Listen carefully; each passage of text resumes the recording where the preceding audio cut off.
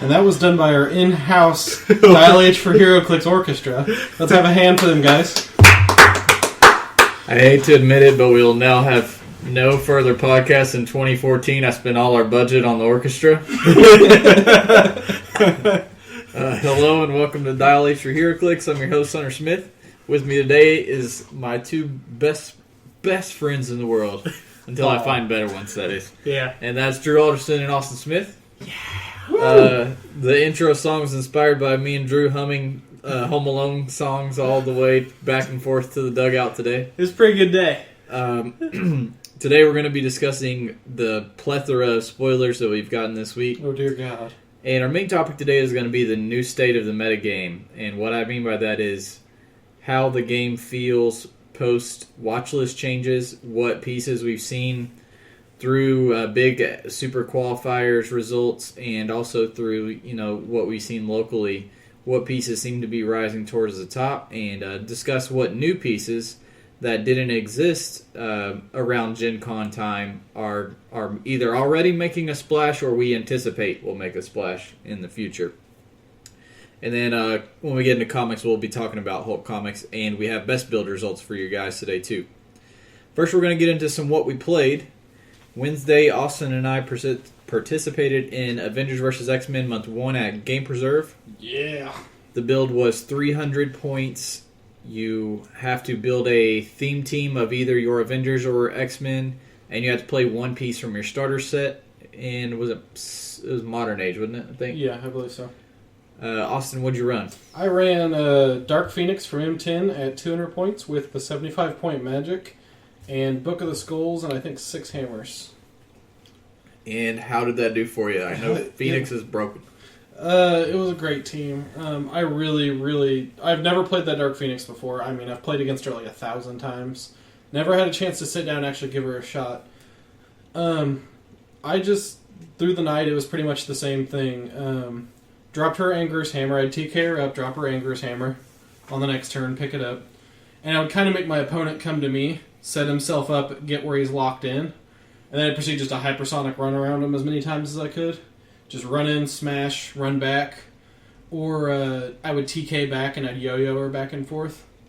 Between Anger's Hammer and what I call cruise missiles, where you drop for the free Quake, she was never off top dial, really. Magic didn't... I had one chance for a fun offensive TK, where I TK'd someone's Wolverine off my Dark Phoenix all the way to the corner of the map.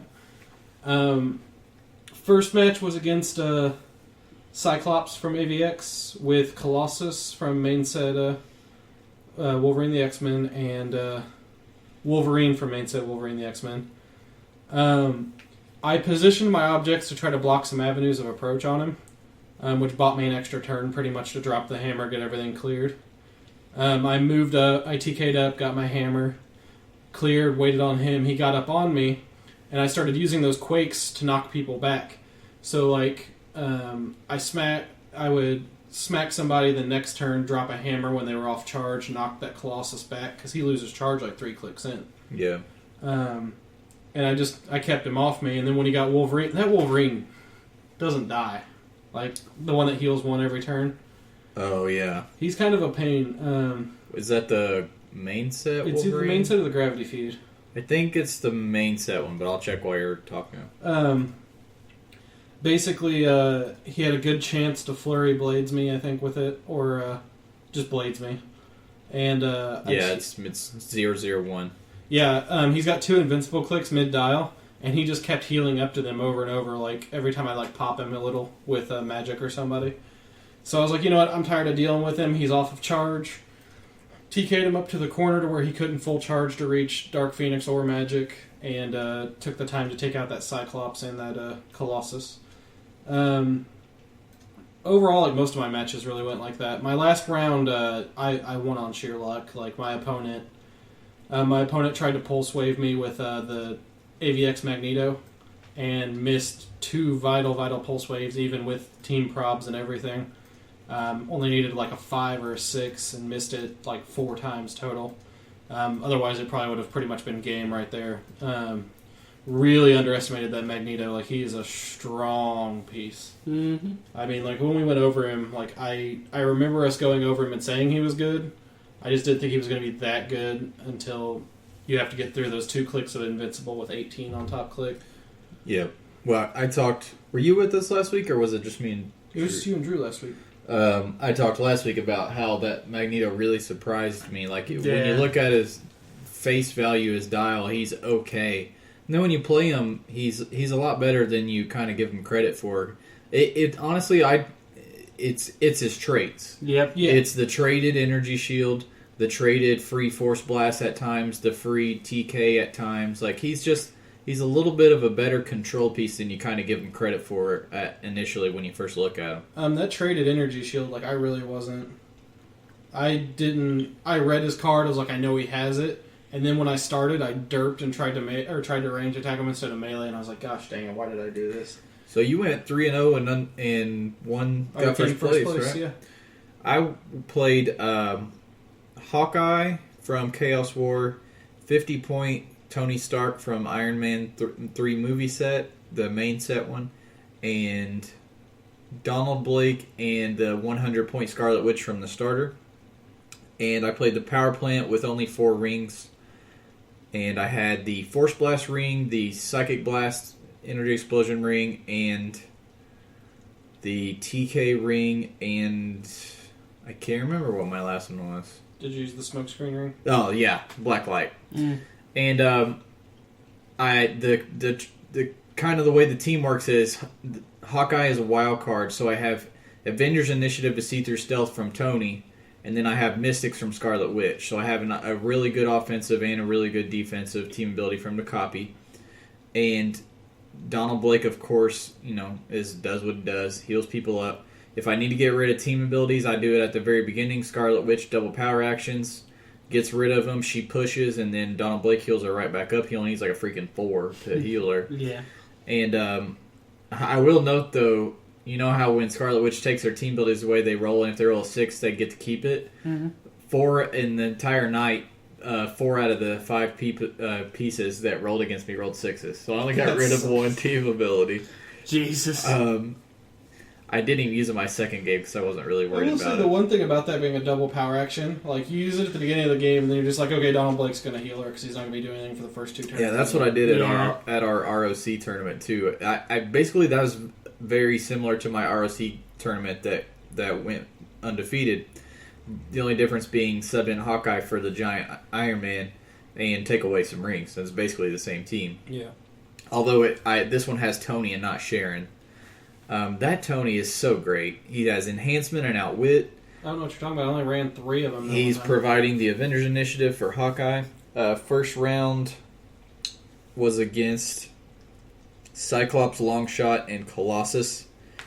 And it was pretty easy. I kind of screwed up the beginning of my turns. I screwed up the order of things. The rings, it's like you have to really have your order of turns and actions planned out, or the rings can kind of get screwed up. That's what screwed me up on ROC so bad. Because they clear, and I just wasn't. I hadn't had any brain thinking or planning. Had time to plan this team out very well. So I'm glad that my first game went relatively easy for me because I really screwed up at the beginning. I think my opponent probably felt like I was stalling because I sat back near the start most of the time, but it's because I just kind of screwed up my actions and had to kind of okay, let's stop, let's clear everybody, and then let's figure out which rings we want to drop to who and what we can do. Yeah, it's like with the Book of Skulls where we say take the time at the beginning of your turn to make sure you assign it and everything, but it's so much worse with rings because if you forget to drop a ring on one turn and you really needed to, it can seriously cost you like a lot of damage dealt to your figures. So I took out that team. Hawkeye, I got to pick map. I picked Soul World, best map in the world. And that's debatable. Stayed in. It's my favorite map by far. I stayed in the hindering the entire time, and Hawkeye just blasted everybody. Second round was against an X-Men team of Polaris, Cyclops, and Longshot, and Havoc, I think. And basically, he moved up farther than he should have. Didn't realize I had Avengers Initiative. I was able to running shot him from... I dropped him the Energy Explosion Ring, running shot and hit him from full range. Ooh. Hit him regularly. He probbed it, and he probbed me into a crit hit. So since it's also energy explosion and I have triple bolt. And pin side 4-ups. Yeah, so the other two beside him took 4 pin each. And the target took 4 because of enhancement from Tony Stark. So it was like turn 1, I was like, oh shit, this is going to be quick. It still ended up being a long game. But that was pretty good. Although he had rings as well. And was able to use, certain things to his advantage. So I love the power plant. I don't know that it's absolutely the best resource. I still kind of favor the utility belt just because of the option, because of getting to switch out before each turn. Yeah. But power plant is really fun and really useful, especially for range pieces. So I really wanted to try it on Hawkeye, and I got the chance to Wednesday. And then third round, I had to play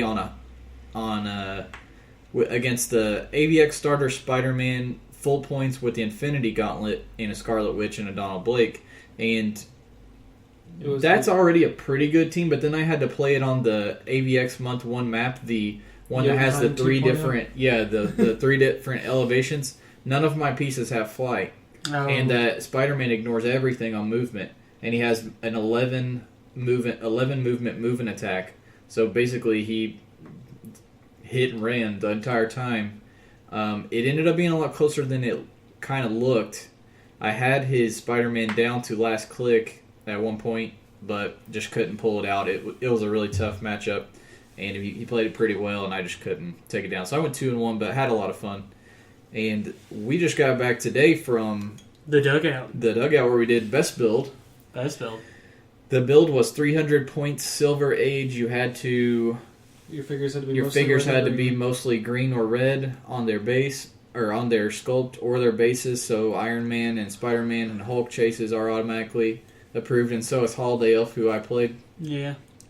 Let's look at the teams that we picked.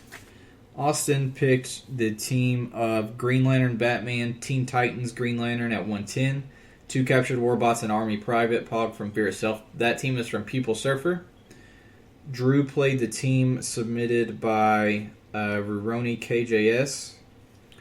His team was Wong, Infinity Hulk, or Incredible Hulk, Daredevil at 75 points. Infinity Hulk. Mr. Unknown and the Colleen Misty duo at full points. And then I played Spidey Swing's team of Holiday Elf, Pandora, Nightwing from the main Batman set, Captured Warbot, and Damaged Warbot. Drew, you want to talk about how your team did? Yeah. Well, I did okay. First game I went up against Scott, who is a good friend of the podcast. He was playing Crisis Spectre with... I can't even remember. I don't remember. I don't know what the heck piece that was.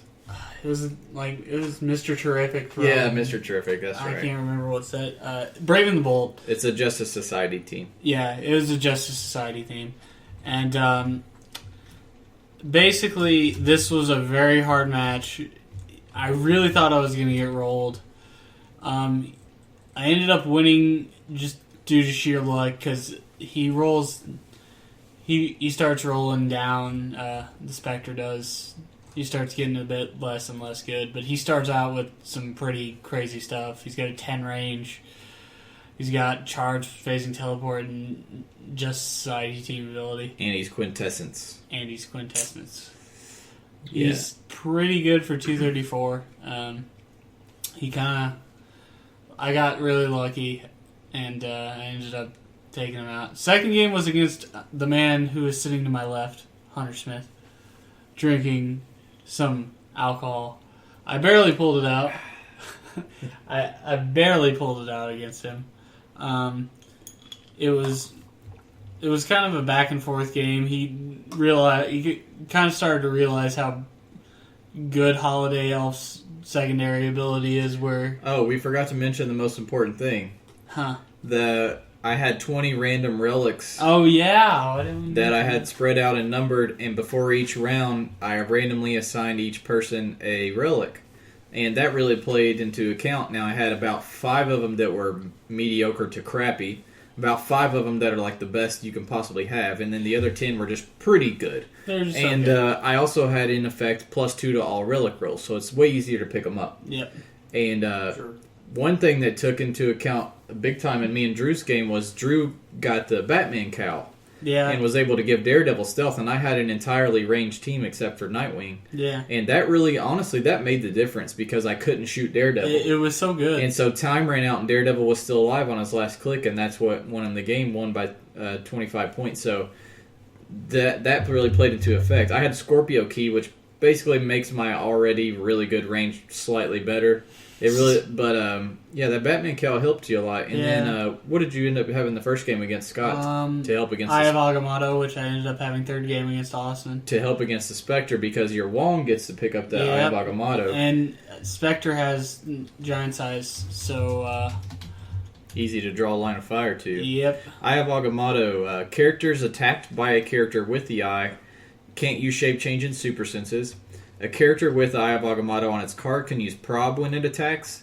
If the character with it on its card has the mystical keyword, it can use perplex. So that gives little 30-point Wong free action perplex and prob control if he doesn't attack. Yeah. And the target he attacks can't use shape change or super sense. So that's really nice. It is pretty nice.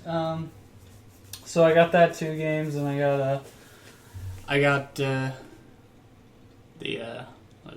Batman Cavalier game. Then I went up against Austin. He pretty much stomped me because his team is actually really good, and I'm surprised he lost. But he'll get into that because it was kind of one-sided on the relic rolls. Yeah. Austin, what did you have? Against Drew or overall? Or my team? Talk about your whole experience. Okay, so my team was Green Lantern and Batman at full dial. I don't think he has another point option. He doesn't. Teen Titans Green Lantern at 110 with 2 captured warbots and an army private. Right off the bat, those captured warbots are way better than I thought they were. They were, at a glance, they were cool, but I hadn't really considered how awesome they are. They have charge with a 9 range. They have a 16 combat reflexes, I think. And then they have a 2 damage shape change. Yeah, So- I used one too, and it was really good. They're such good tie-up pieces. So, Green Lantern Bats is a little bit of... He's kind of a mix between a utility and like a primary attacker. He gets a lot of good options. He gets Barrier, Energy Explosion, TK, I think, on his top dial. So, my first round was against...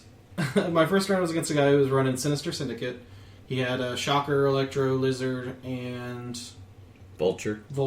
Hunter decides he hates me and rolls and gives him Mjolnir, and I get stuck with handcuffs.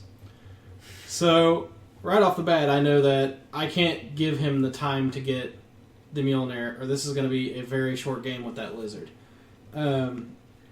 He picks Shadowland, which means my 8 range character is now 6 range, severely weakened my team.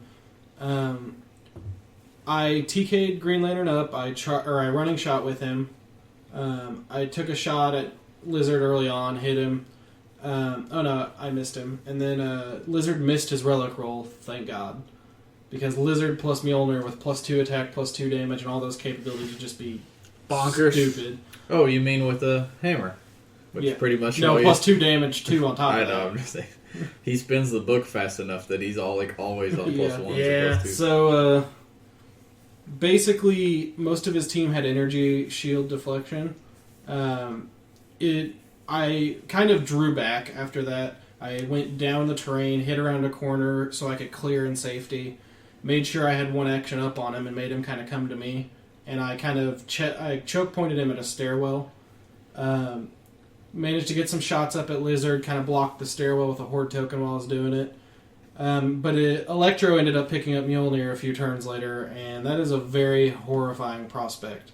You're talking about a 13 attack, 5 damage, bouncing between things. Effectively, that Lizard probably had about 30 clicks worth of health healed over the course of the game, pretty much. That thing did not die. Hunter was sitting there watching that, too. I love Lizard so much. He's so good. I used the tokens to kind of tie up a Shocker, moved up on him with Green Lantern Bats, and just decided to punch the crap out of him. I used the tokens to block line of fire as much as I could from Electro a little bit. It didn't really help when he started bouncing shots, but it kept some of his ranged pieces busy for a turn or two, which bought me enough time to really get up in position and be able to hit things. It came down to Electro with like 4 clicks left versus my Green Lantern with like 3 clicks left. I had the point advantage on him, so I started running around the outside of the map, kind of hiding, making him come to me because I wanted him to token up, either push to finish chasing me or for time to run out.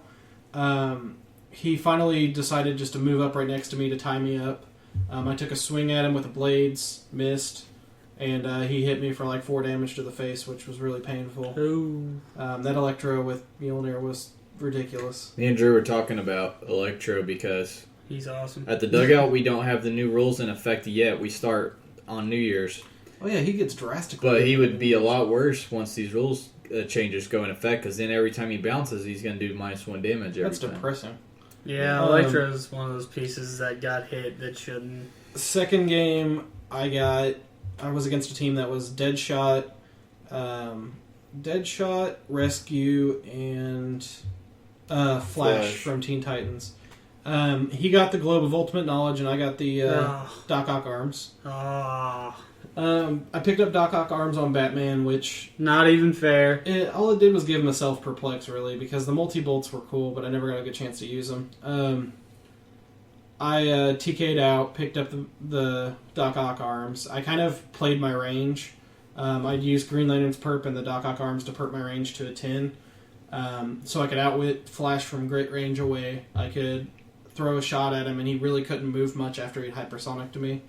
That game was brutal. My opponent's dice were not friendly to him, and then I tied up Deadshot with a token that had Shape Change.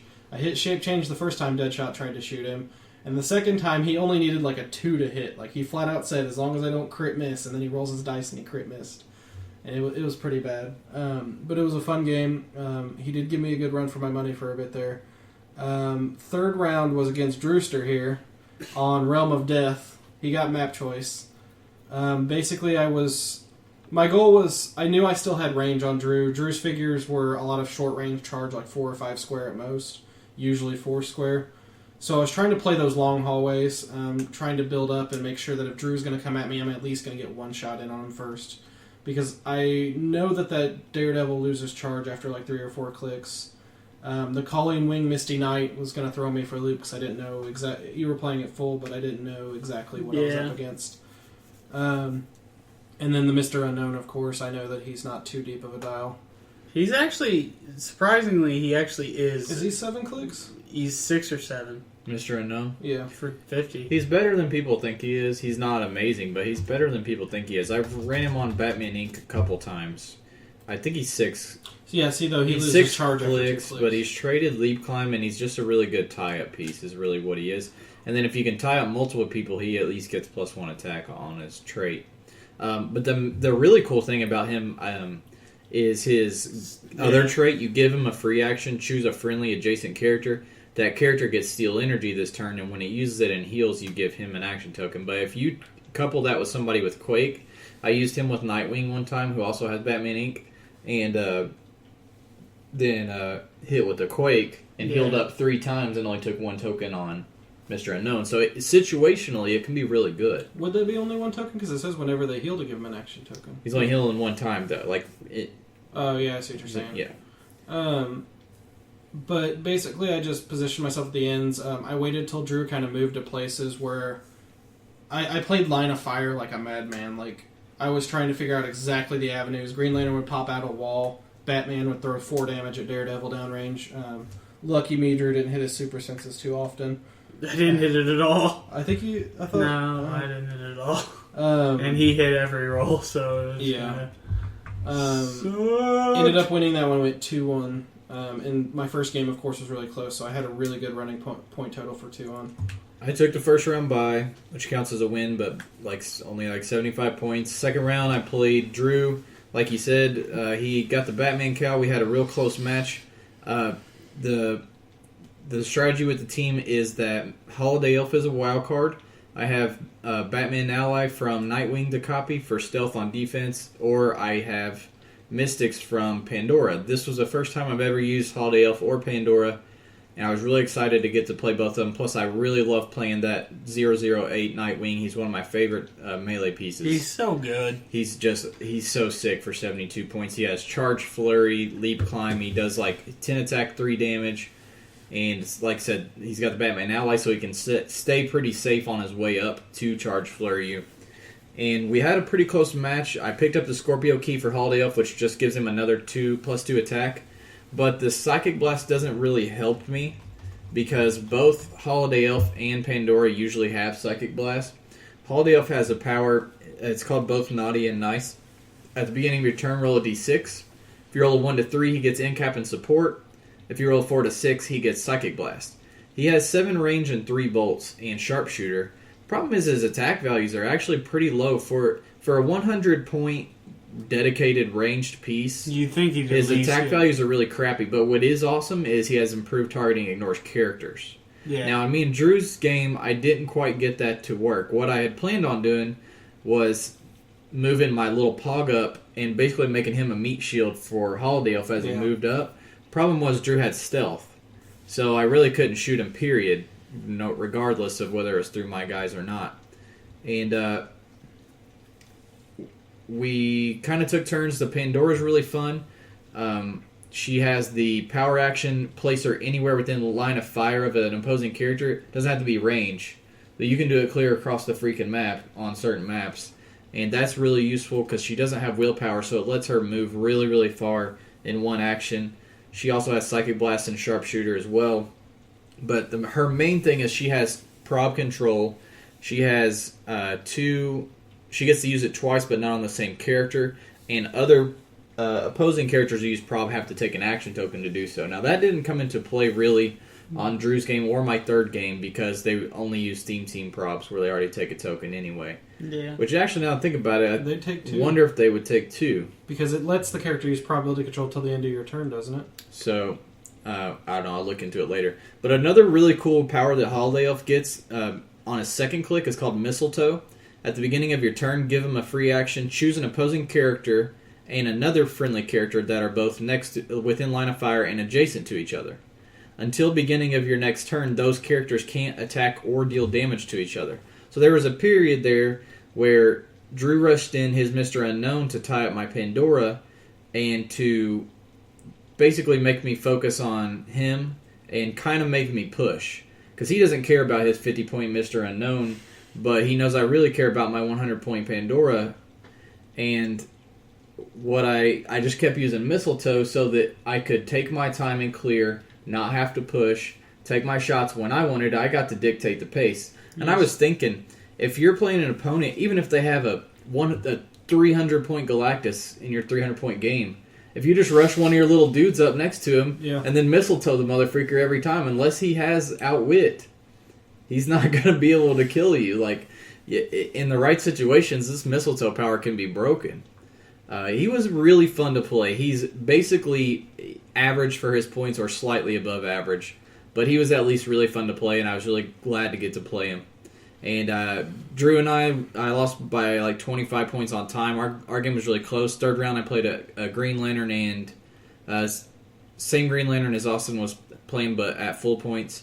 And the Flash from the Fast Forces that has Super Senses on 4 to 6. And he missed an early Pulse Wave that would have helped him a lot. But I basically just whittled him down slowly, using Pandora's line of fire for prob, and just slowly whittled through each of his pieces. And all three of us went 2-1, but and we were all pretty close in points. But Austin actually got first out of the three of us. So Pupil Austin, Surfer, after losing for you, I think twice now, I finally won one for you, buddy. Austin won his first best build. We can't tease him anymore, Drew. I won one for him first, Austin. Shut up. Drew will always be his first. Yep. How does that make you feel? I got sloppy seconds. Damn straight you did. So, Pupil Surfer has won Best Build December, and I'll be contacting you to see what kind of poker chips you want. Tell him to stop making good teams or he's going to be in the Best Build Hall of Fame. I know we picked his teams quite a bit. Moving on to news, there's a ton of spoilers. We're going to try to go... God. Let's try to go over them relatively quick. First, I want to bring up the fan vote. We have the DC Heroclix fan vote. It's already in round 2 by this point, by the time you guys hear this. Left is Atomic Skull, Catman, Etrigan, Boo! Jeanette, Killer Moth, Boo! Yay! Monsieur Mala, and Brain. Now, the 3, and we already lost Backlash, Elastigirl, Silver Monkey, Negative Man. I know there's actually quite a few people who want Negative Man. Vigilante and Weird. So my top 3 are all still in here. Catman, Jeanette, and Monsieur Mala and Brain. I know Drew likes Etrigan, or Killer Moth. I can't remember which one do you He guys wants want. Killer Moth, I want Etrigan. See, there's already an Etrigan. But here's the deal. Yeah. The legend of Killer Moth. And that is the fact that WizKids has never printed a Killer Moth, supposedly, because one of their employees who used to spoil figures 2 realms got caught, and his favorite figure he always wanted was Killer Moth. So the legend goes they've never printed one because of that. So I'm wanting to keep this legend going. Not just that, but I really want an Etrigan. I wouldn't care if they did Killer Moth because I do like the character, but I don't want it to be Etrigan out of the rest of these because there already is an Etrigan. And not only that, there's a Jason Blood alter ego for it too. But there's not a really cool knight-like Etrigan though. It's just a straightforward demon version. Okay, so you're selfish. There's no Monsieur Mala, there's no Jeanette especially. She's the only I don't know secret... anything Actually, about the there other is a Monster characters. Mallow, but he's bad. Is there? Yeah.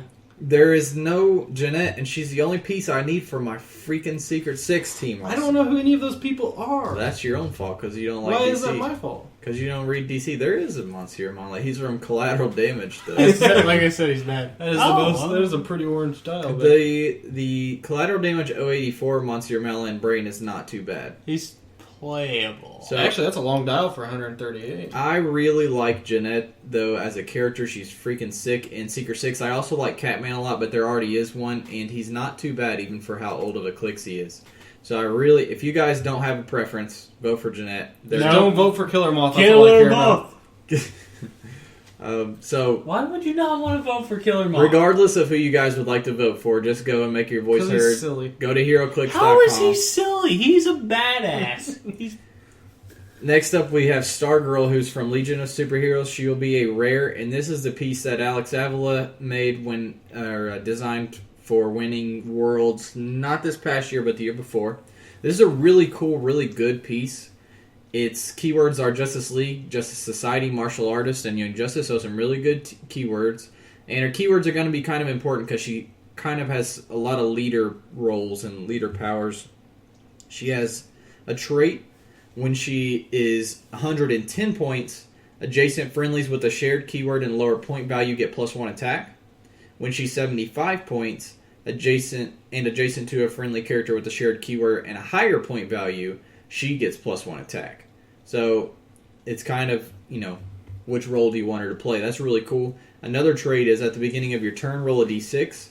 She can use the indicated effects until your next turn. 1 to 2, she gets range of 4 and 2 bolts. Typically, she has 1 bolt with 7, so this gives her, it knocks the range down to 4, but gives her an extra bolt. She gets reflexes, in-cap, and sharpshooter. Sharpshooter double bolt in cap's pretty good. And on a 3 to 4, she gets energy shield and range combat expert, with, again, a 7 range. And then if she gets 5 or 6, she gets to choose either one of those, whichever's best for her in the situation. So that's also really cool, too. She has flight, Indom, and JSA team ability, which is defend. She only has 17s and 16s and 15s on her defense, so that JSA team ability is going to come in really handy. Hopefully you can pair with a really good high defense piece, maybe like a Dr. Fate. And considering the fact she gets either combat reflexes or energy shield on top of that, that's a bit ridiculous. Right. She has a really cool attack power called Stunning Blow. She starts with it if you start her at the 110 level. She gets in cap. After actions resolve, deal her printed damage, divided any way you choose among the hit characters. This is a power we've been seeing a decent amount lately. It's actually a feat exactly called Stunning Blow that Right. they've started putting on some figures. There's she also gets some. Now, if you start her at 75, she's going to get TK, and she has Barrier, and she has a damage ability. Give her a free action, choose a standard attack or damage power that can be used by an adjacent friendly with a higher point value and, again, a shared keyword. she can use the chosen power until your next turn. She's got Justice League. That's like any power you'd freaking have So in the world. really, if you start her at the 75 point, I kind of like her slightly better there, just because she plays a great support role for Justice League, who doesn't have a lot of good support pieces. They don't really. How many TKers are there in Justice League besides Green Lantern choosing it? Not a whole lot. So if you start her at 75, she's got the TK barrier, and she can copy powers from other Justice Leaguers or Justice Society, or whatever you can play her at. So she's a really, really cool piece. The numbers are pretty solid. There's like one bad, like there's one click where she has an 8 attack, 2 damage, 15 toughness, but for the most part, it's just a really good balanced piece, and I'm really, really happy with it. The only thing I'm not feeling is the sculpt, and only because her part looks fine, the effects look fine, but he is on her sculpt, and he just looks kind of Thrown on there. Yeah, he looks thrown on there. Like it almost seems obvious that the piece was already made, and then they kind of forced him on there, which makes me wonder if they already had planned on making her anyways. You know what I mean? Yeah, that might be it. But you guys can look at the sculpt for yourself. But this is a running thing. All the other former champs have had theirs on. And now they're noting at the bottom of the card, actually. Yeah, and it says character design for Heroclix by Alex Avila, 2012 Heroclix World Champion. George's was Black Adam was holding him up, but he looked like a standard little. Yeah, but the detail was so crappy back then. Right, that's true too.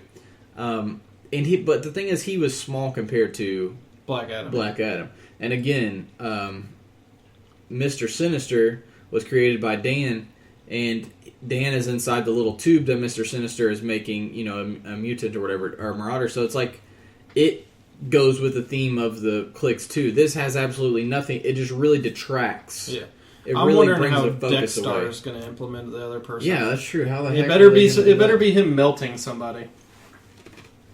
Like if they had done this where either she was he was falling off the thing and she was helping him up, or she was stabbing him with it like he was a bad guy. You need to incorporate him in the sculpt and make it look, and then active. The other one they're doing is Harley Quinn. They want to do a support one.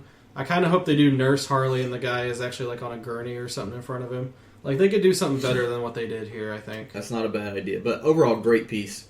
Moving on to another Superman Legion of Superheroes, Light Ray. He's an uncommon. And another suicide piece. He's a trait Radiant Burst. When he's KO'd, before removing him from the game, make a ranged combat attack with an attack value of 10 and can't be re-rolled. The AoE for the attack is all characters within 5 squares, and each hit character is dealt 3 penetrating damage. That's freaking ridiculous. It just says the AoE for the attacks with all characters in 5 squares. Does that mean it still has to abide by line of sight rules? Or line of fire rules? I think so. Because it just says make a ranged combat Yeah, attack. because he's the one making the attack. He true. still has the draw line of fire. We'll look it up later, but I would think so. But the key thing is he's basically getting a pulse wave that doesn't ignore all powers, but it does deal 3 damage regardless of how many people it's hitting, and that's 3 penetrating damage. And he's a 10 attack, so that's not bad either, even though you can't re-roll it. But that also means they can't re-roll it, too. Yeah. That's really good, especially the fact that it's also a pretty solid dial, too. It's very reminiscent to me of the recent, who's the Alpha Flight dude? Guardian. It kind of feels like the Guardian dial. It's 124 points, flight, no end dom, 7 range, double bolt, just like Guardian. Hypersonic, a special damage where he gets perplexed to target friendlies. And he's just kind of a run and gun piece for most of his dial, and then he gets 3 clicks of Pulse Wave there kind of in the middle. So, like I said, plays just like Guardian. He does not have any team abilities, but that traded Radiant Burst really kind of makes up for the mediocrity of the rest of his dial. We got tons of Yu-Gi-Oh! Spoilers this week. I'm happy with all of them. Too many. You want to talk about Forgiving Maiden? Oh, man. Awesome. So, Forgiving Maiden is quite possibly one of the better medic pieces made. She's 75 points, 0 range, normal combat symbols, all that stuff. She has a special trait, though, and this is what makes her really good. Selflessness. Adjacent friendly characters can use regeneration. When they use it in this way, choose a number between 1 to 6 as the minimum result for the D6 roll. After actions resolved, deal the Forgiving Maiden that much unavoidable damage.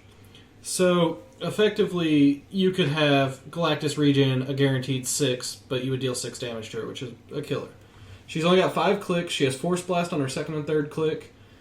She starts out with a 17 defend with support and 2 damage, drops to a 16 defend with 2 damage, and then down dial she drops into barrier, and her final click is what, an 18 barrier? She's okay. The thing to note is she's a 17 defend and a support, but she only has a 9 attack, so she's going to need to hit an 8 to heal you. But like I was saying in the truck, if you can get maximum effectiveness out of this piece, it's pretty ridiculous. Mainly coupled with Colossals, in my opinion, because if you can hit that initial support and then you roll 6 and heal them 4, then they choose regen and you choose the number 4. So they'll regen 4, and then you'll take 4 clicks and go on your last click, which still has support and you're still alive. So you've now healed 8. Then you use support again and say you actually hit with an 8 attack, and then you heal them another 4. That's 12, and then you choose 6 this time because you don't give a shit how many clicks you're taking. You're going to die from 1. So go ahead and choose 6, and now you have just healed Galactus 18 clicks. That's pretty stupid. She's not Silver Ring, is she? For in 2 turns. She's not Silver Ring. And she's a common.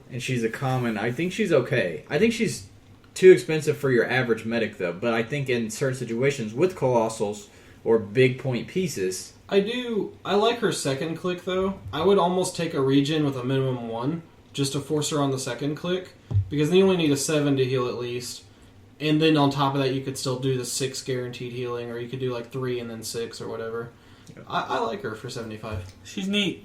Senga of the Thunder is really dope, too. This one's pretty sweet. Like, this is like, I was excited for Yu-Gi-Oh!, but I wasn't like locked in, and then I saw this piece and I was like, this between the sculpt and the effect and everything, this is what sold me. He's either comes in big at 230 or he comes in little at 100. He has flight, no end-dom, 8 range, double bolt. Running shot, a special attack power, 18 imperv, and 5 damage on first click for the 230. Or at the lower dial, he has 10 running shot, 10 pin psi, 17 invul, and a 3 damage. His special, or we'll start with his trait, he has lightning shield. When he or an adjacent friendly character takes damage from a close combat attack, the target's dealt 1 unavoidable damage after action's resolved. So it's Mystics, but only from melee. Yeah, but it's also for adjacent characters. Yeah, but it also gives it to adjacent. And then his special attack power is Thunder Strike attack. He can use Pulse Wave. When he does, and he targets more than one character, the damage value is 2 unlocked. Which, that's a room sweeper right there. He only gets that on his 230 dial, though, which kind of limits it a little bit, but... He's still a great piece. For those of you who know anything about Yu-Gi-Oh!, in the show he has 2 brother pieces, kind of. There's one for water, one for thunder, and one for earth, I believe. And they all combine into like one giant thing, so we've all been kind of hoping that they do a special fig that's all 3 of them combined. Really sweet sculpt, though. Really like the sculpt. Like most of the sculpts out of this, actually. And the abilities are just... It's cool. He's pretty average piece. That Pulse Wave is really nice, but like you said, he only gets it at 230. 230 for a piece that has no willpower is a lot of points. 100, though, for a Pinsai running shot, 8 range, decent damage value that drops into a click of Pulse Wave 11-3 is pretty nice. And the Quasi-Mystics is pretty good, so pretty average piece, pretty interesting piece, so that's the main thing. All these Yu-Gi-Oh! Pieces have been really cool. And that's now the second... Well, I guess he doesn't go out dealing damage. We also have Karibo. Oh, yeah. Karibo is a boss. Unfortunately, he's a super rare. We were hoping that they'd be cheap and we could run a bunch of them just like real Karibos in Yu-Gi-Oh! He's 45 points with a trait. When he's KO'd, all adjacent characters are dealt 2 penetrate. Now, that's not... It doesn't say non-opposing. Yeah, opposing. Anyone. So all adjacent characters are dealt 2 pin. He has Plasticity for 3 clicks and Super Senses on the top 2. He has a special Blades power. When he does and he rolls a 5, he instead deals 4 and he gives the target an action token. If he rolls a 6, he only deals 4, but he gives the target up to 2 action tokens. And then down to his last 2 clicks are Blades Exploit. Yeah, then regular Blades Exploit on click 4 and 5. So he's really cool. And he has flight. Flyer, yeah, but he's tiny size. Oh, it doesn't matter. So he can't carry, but he can be carried around without taken away from the opponents. A tiny size with super senses is awesome, though. I mean, like... Yep, so he'd be an 18 from range. I'm going to borrow as many of these as I can. I'm going to run a horde of them. Mark my words. It'll be fun. So that's another piece now that we've seen that deals damage when it gets KO'd. And we had Ironmonger in Ironmonger 2.0 in Invincible Iron Man as well. So WizKids is kind of pushing this easy damage without rolling your dice type deal. We got the 12 Days of Clicksmith going on right now. We had Guardians of the Galaxy, which was the coolest one in my opinion, because it showed us a lot of characters and sculpts that they had not announced yet. Yeah. We knew we'd get a Groot, and a Gamora, and a Star-Lord, and I figured a Mantis. But I also didn't figure we would get... And probably, I knew since the movie set, Yondu's in the movie. Yeah. So I figured he'd be in there too. But I really didn't think we'd get freaking, like, Killraven and Aletta and Starhawk and, like, Talon. And that's another Inhuman, I was saying too. That's another Inhuman piece that we'll have in our arsenal. And I'm really happy they went with the Mass Effect style modern armor from Marvel now on the Guardians too, which is pretty sweet. Really hope there's a Tony with the I really hope there's too. The suit, and there better damn well be a Rocket and Groot duo where everybody's gonna be. They're gonna be flipping shit. So pissed. Just Rocket holding a potted plant. Another Clicksmith was one we already knew was coming. That's the Thunderbolts. You got the whole modern team, and then you also have Mercy on there too. And the Switch Clicks Red Hulk. How about that Right, Venom? right. How For the Avengers team base. Austin brings up a good point that the Red Hulk is on a Switch Click, so we assume that'll be for the Avengers team base from AVX because he's on the poker chips. Yeah. And an Electra. Woo! Dinkaribo we already knew about. We have Days of Future Past. This is mostly Brotherhood, or at least a few Brotherhood There's pieces. a few. Pyro, Blob, Avalanche, New Destiny, and a new Mystique.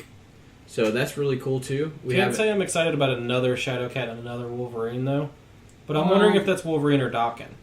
I'm really want. That's true. He is in the. No, that's Days of Future Past. That's the suit he wore back then.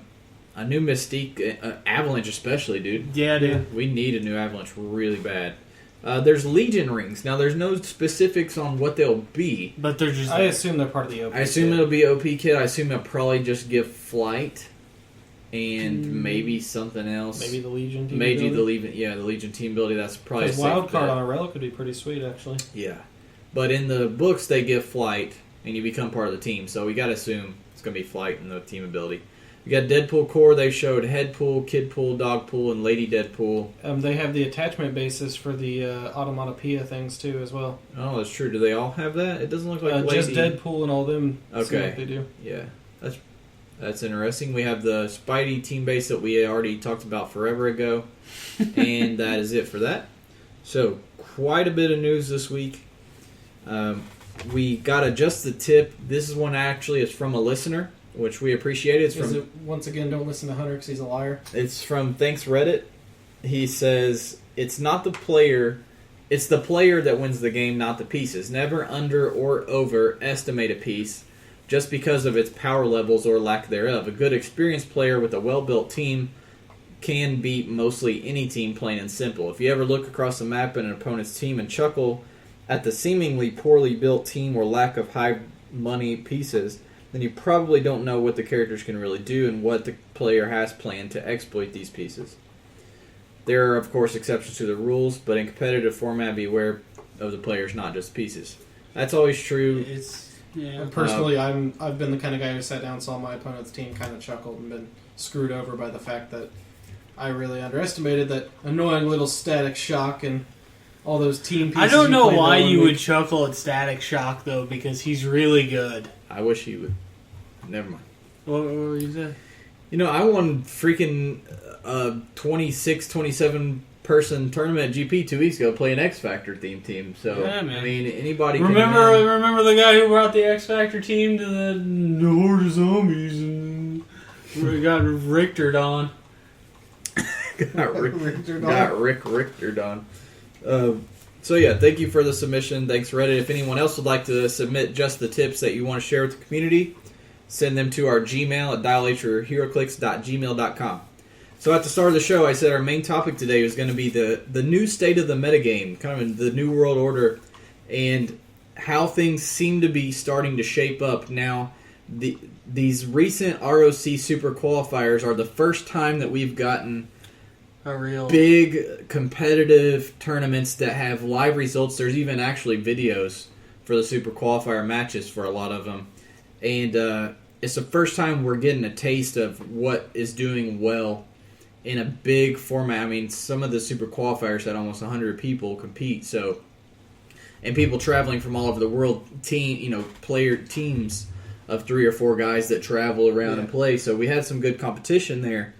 And we've got some results from that, so that gives us an idea. We had our ROC last week, or was last week? Yeah. Last Wednesday. And, we saw what happened there. We saw the pieces there. So today we're going to talk about, first, overall, the state of the meta game right now, post-watch list, and then get into the actual individual pieces that are doing really well that you probably already know about. And then maybe give a couple examples of ones we think will start to kind of ones to look out for. I'll start off by saying we definitely, as expected, have seen a giant decrease in Heroes for Hire and team bases, especially Heroes for Hire. I have not seen a single Heroes for Hire in top 16. There was a Ghost Rider, wasn't there? I don't know if you had Heroes for Hire on not in top 16 of any of the ROC Super Qualifiers or in any of the top 8 at our ROC tournament. Yeah, I did not see a single Heroes for Hire. I didn't even see one play. That's what I'm saying. Now, I'm not saying one wasn't played at the ROC Super Qualifiers, but none of them got top 16. I will say that. Only a small handful of team bases got top 16 at any ROC Super Qualifiers. Those being X-Men Blue and Hellfire Club. Which we had talked about those before. And I've been talking a lot about New Mutants and Hellfire Club, about how the rest of the team bases got brought down and they stayed the same because they don't rely on heavy pump outs of damage. They rely on their mechanics, or if you're Hellfire Club, soaking up tons of damage and mastermind tricks on getting their efficiency. That's how they're efficient. So they don't care about the watch list changes. Honestly, in fact, it helps them because the rest of them get crappier. Yeah. So the problem also with Shi'ar is, while it's amazingly broken at 500, kind of even with after the changes, the fact that at 300 it starts with like a 10 attack and a 3 or 4 damage, but with prob control, that's good, but if you're sinking your entire team build into it, that's not quite good enough. All you need is one opponent at like a 20 or something, and you're trying to hit a 10 twice. Now, they do have Flurry from starting on Gladiator at the Acid Dial, and they also have Warstar, who's a really sick pop-off, and they have some good pop-offs. But overall, we aren't seeing Shi'ar played that much or doing super well. Not to say it can't, and that we won't eventually, but as of now, the team bases we're seeing do well is Hellfire and X-Men Blue, which X-Men Blue has one of the best pop-offs in the entire game, which is Gambit. I mean, in my opinion, he's the best. Because at 300, Gambit starts on the energy explosion, because he doesn't start top dial. Yeah. The Gambit doesn't. He starts off, let's look at him and bring him up and see the dial that the stats that he starts off when you pop him. I was expecting to see a lot of that Gambit, honestly, after the watch list changes. He would come in on a running shot, 10 attack, energy explosion, 2 damage perplex. Now you say, Hunter, that doesn't sound that great. First of all, you got the perplex to put on either attack or damage, whichever you prefer. You have 3 bolts on your energy explosion, and then you have the trait. He can use super strength, but not to pick up or hold heavy objects.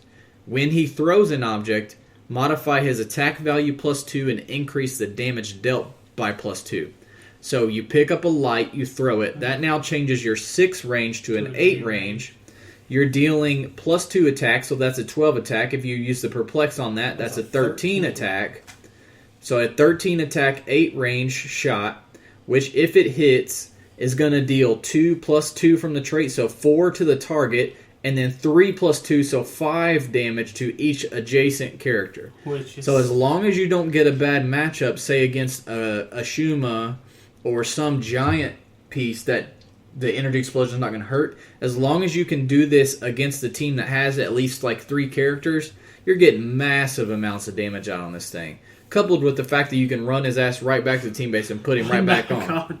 So, Blue is, while it did get hurt with the changes, At 300, it's still going to get 2 actions. It also skips one of the problems with that game. And it pops them off. What's that? One of the problems with playing that game, but at full, like, normally is that he doesn't start with it. Right. And you used to have to waste a turn to get him up to there. With blue now, you could basically... You'd only get 1 action at 200, right? Or at 300. No, at 300 you get 2. That's why it's also good, because you're only paying 100 for that extra action, because it's one action. You could move up, pop him off, and then shoot with him. That's exactly what you do. So, and basically you can reach entire map through that. Yeah. Because he's running shot for 4, 5 if you need the perplex on that. The team-based move has sidestep, first of all, so that's an extra 2. And we'll bring up the team-based 2 just to show you its movement. So basically they can cover full map. In fact, I'm almost entirely sure they can cover full map. Let's look. 9 movement sidestep, so 11 movement. Then you pop off Gambit, that's 12. And then he can move 4, so that's 16. And then he has 8 range, that's 24. That's full map. That's full map. So they can full map get Gambit across in Energy Explosion. I just want to say easily. that it brings a tear to my eye to see a Gambit. Oh, and wait, what's this? That's a prop right there. Oh, prop control with 9 range. So Gambit's going to use that perplex on his damage instead of his attack. And he's going to hit for even harder. He's going to hit for 6 on each Energy Explosion. Or no, it'd be 5, 5, and 5. So, still. Which is a lot of damage. Another cool thing is this helps Gambit stay alive longer, which is Executioner Song. Give him a free action, remove a character from team base, move for the game until your next... Oh, sorry, I'm reading the wrong one. That's the one that give him a power action this turn that modify the attack value of friendly character's X-Men keyword. Where's the one I'm thinking of? You're thinking of gold team base. Am I? It might be their number 1 on their dial. Go down. When another character begins the game on the team yes, this is by the what I'm opponent's thinking. attack, you may roll a d6 that can't be rerolled on a 5 If you 6. can get on number 1 or on the hand ability, they get significantly better because the hand will give you solo adventure to throw Wolverine off and slice people in the face, or you get the number 1 where you get when Gambit would die, you can get an extra turn out of it. The hand ability is their attack ability. So really, really, really cool. These guys are basically the only one I would expect to still stay. I don't know. What do you guys think? I don't know. I think that there's probably still some tech and some team ups with some of the other ones, like the lower point ones, that we still haven't seen yet. And I hate to say it, if Gambit does make a heavy showing, I could see them changing the Erodon Energy Explosion with throwing objects. Do you think so? No, they're not going to change it. Gonna do it's not errated. It's part of the PAC. Yeah. I know, but I'm saying I could see them changing that if it ends up dominating.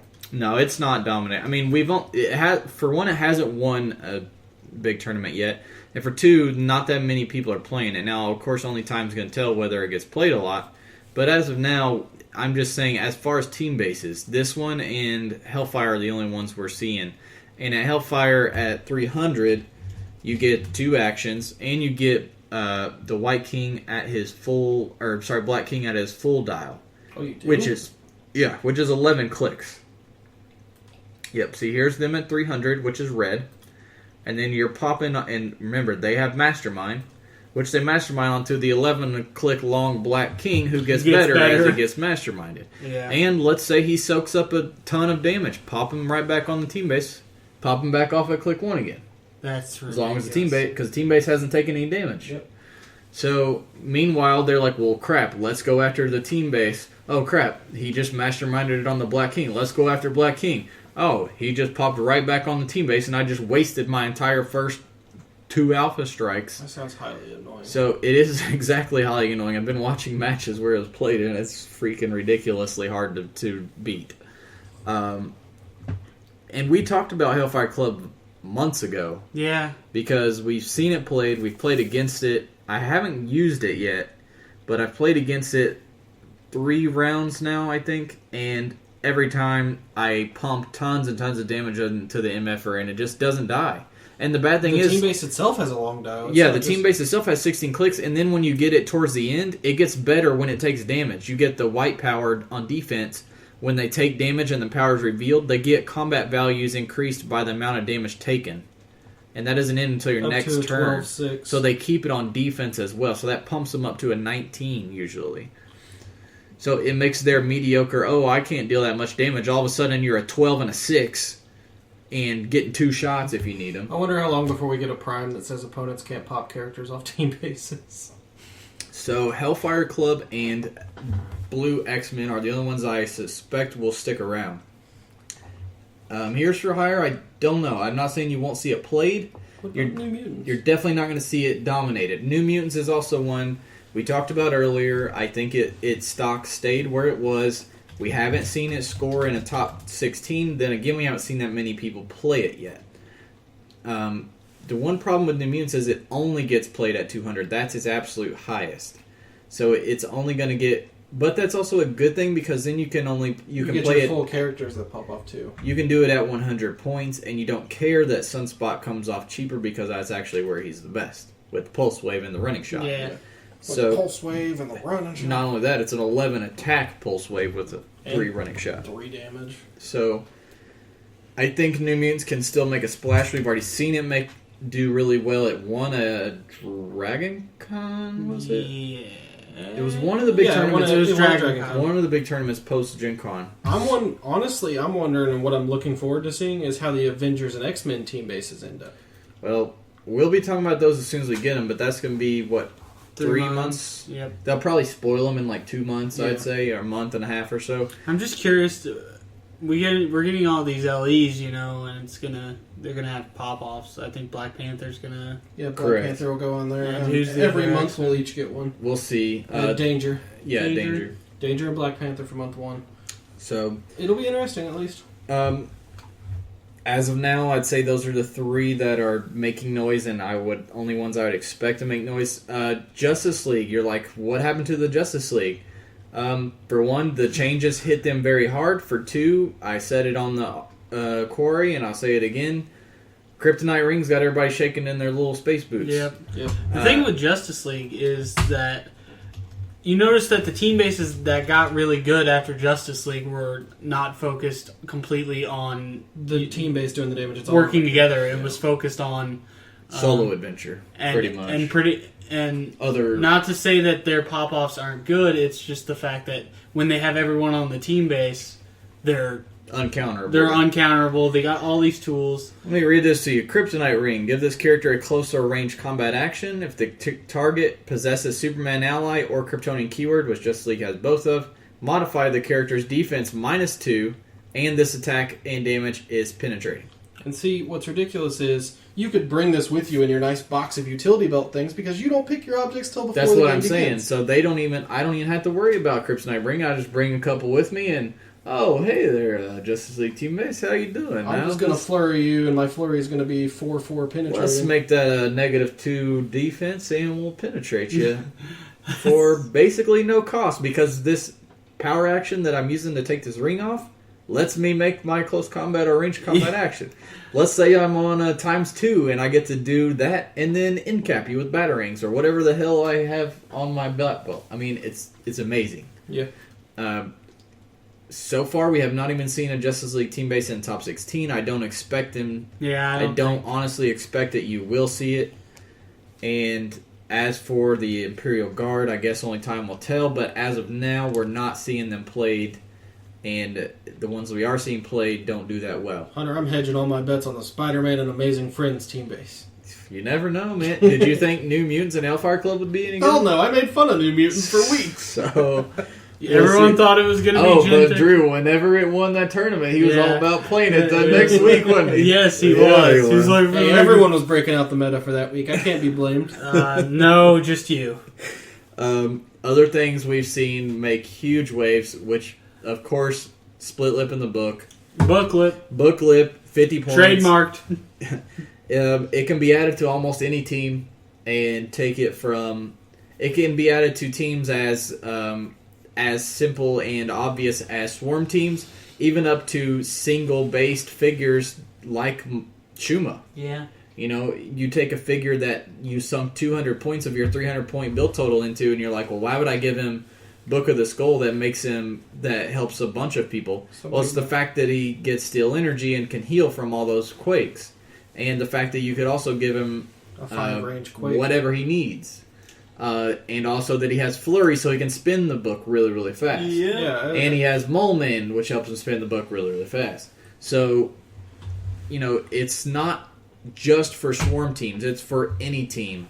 Its only natural predator is the next thing that I wanted to bring up, which is M10 Iron Man.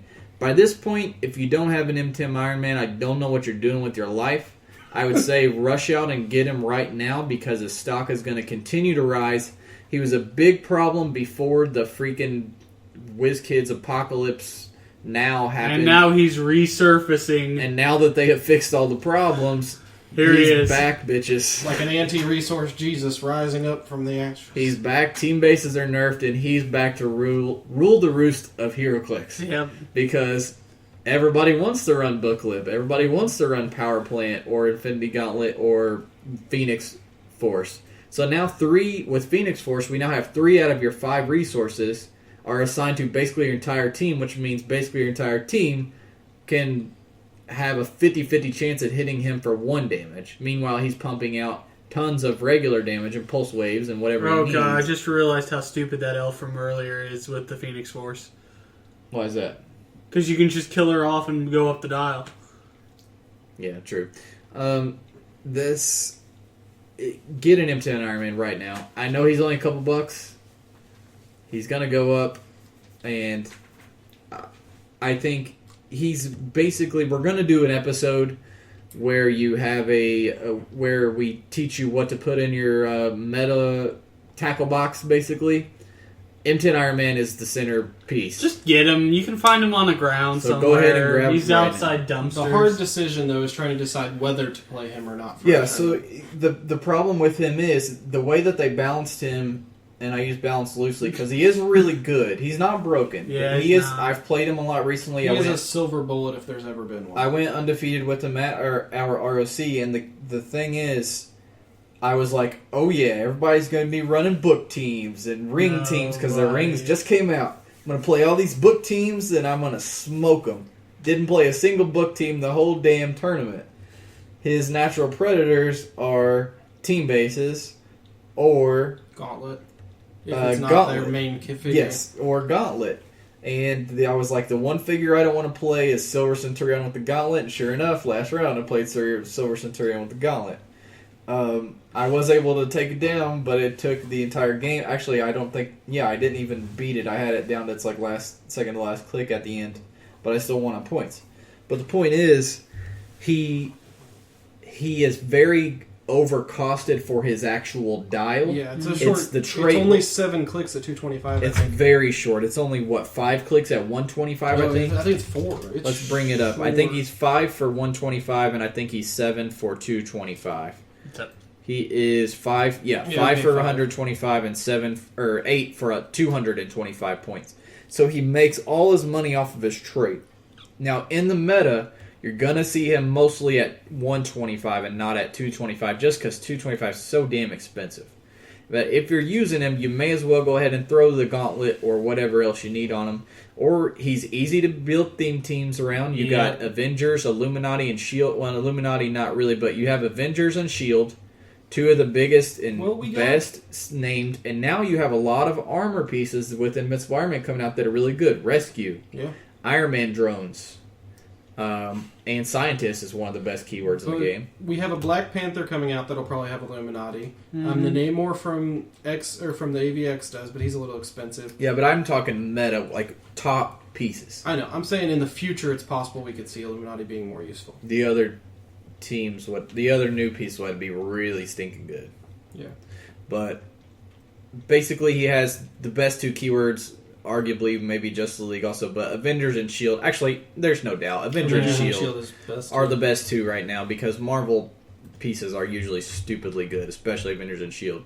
So if you don't play this guy, you at least have to factor in how is my team going to take him down because you will see him. I will guarantee you, if you're playing in a big tournament and everything's allowed, you're going to face probably one of these guys in one of your 3 matches. So at least have a plan of how am I going to take him down.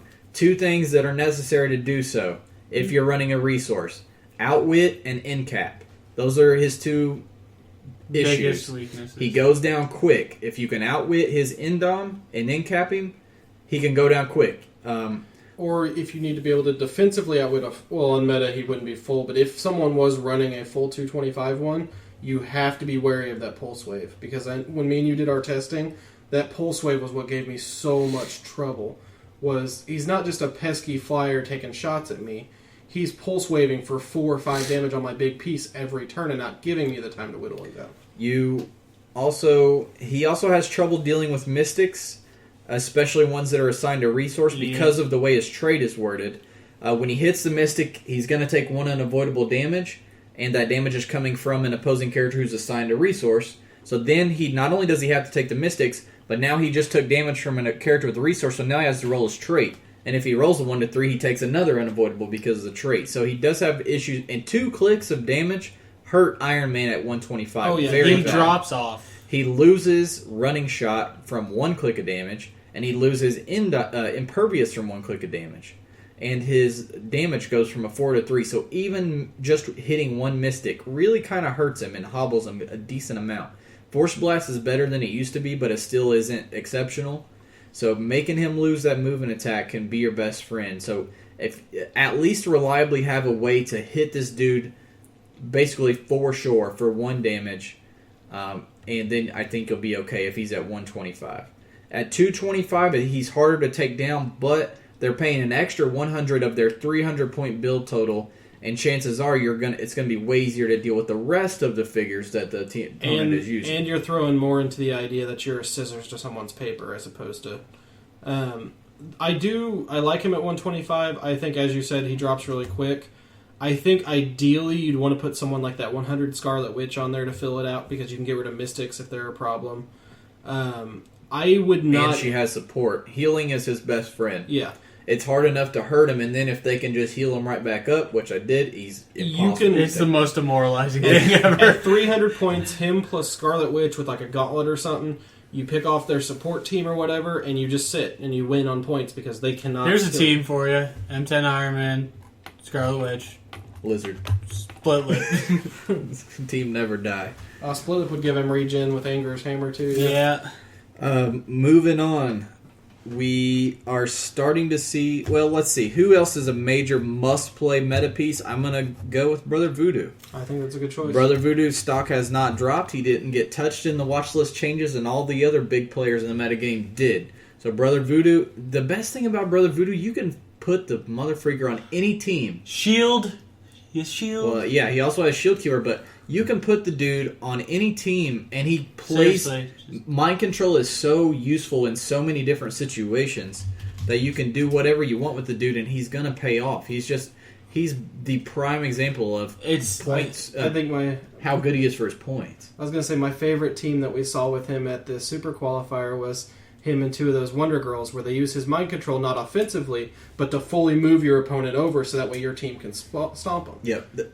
I was about to bring up the different ways to use them. You can use them offensively. You can make the opponents hit each other, or you can basically use them as like Nightcrawler 2.0. Instead of carrying the person with you, you move up, mind control them, move them into you, and bring the pain.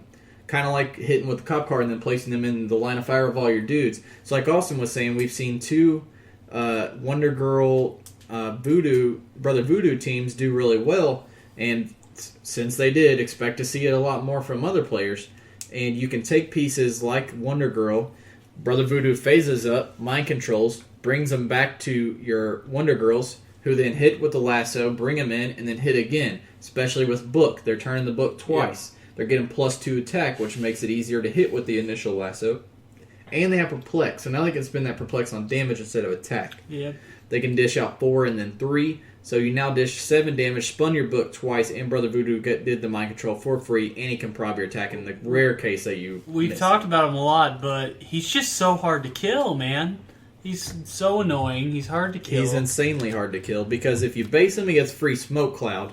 Yep. And he also has phasing, so it really does no good to base him until you pop him anyways. But then you try to pop him, and he's an 18 super senses with prob control. And see, and the other thing is, he's a good counter for M10 Iron Man. Because the mind control is not going to trigger it. If you have a resource on him, you grab their Iron Man, you make him smack a Scarlet Witch. All of a sudden, he's taking Mystics from their own character. Or you mind control a Scarlet Witch and hit Iron Man with Precision Strike that he doesn't get to reduce. Yep. depending on the situation. You know what I mean? He's very versatile. There's a lot of options. That's what I'm saying. You can throw him on any team. You can build any team at 220 points, and I'll give you Brother Voodoo, and you tell me you can't think of 6 ways to use him efficiently. It's just you need to get a hold of one, and that's another piece for your meta toolbox, tackle box. Any other pieces that are definitive we already know has done really well and absolutely must-haves and must prepare for us. Must prepare for. I feel like Batmite, while he is really good, he's not necessarily a must-own or must-play or must-watch out for. I would basically just say be familiar with Batmite and be aware of what he's possible of, so that when you go to play your opponent, you are aware of what they can do. You know, of what he can do comboed with the rest of the pieces. He's still very good. He, like we said on our podcast, he didn't really get changed. Edward said it best.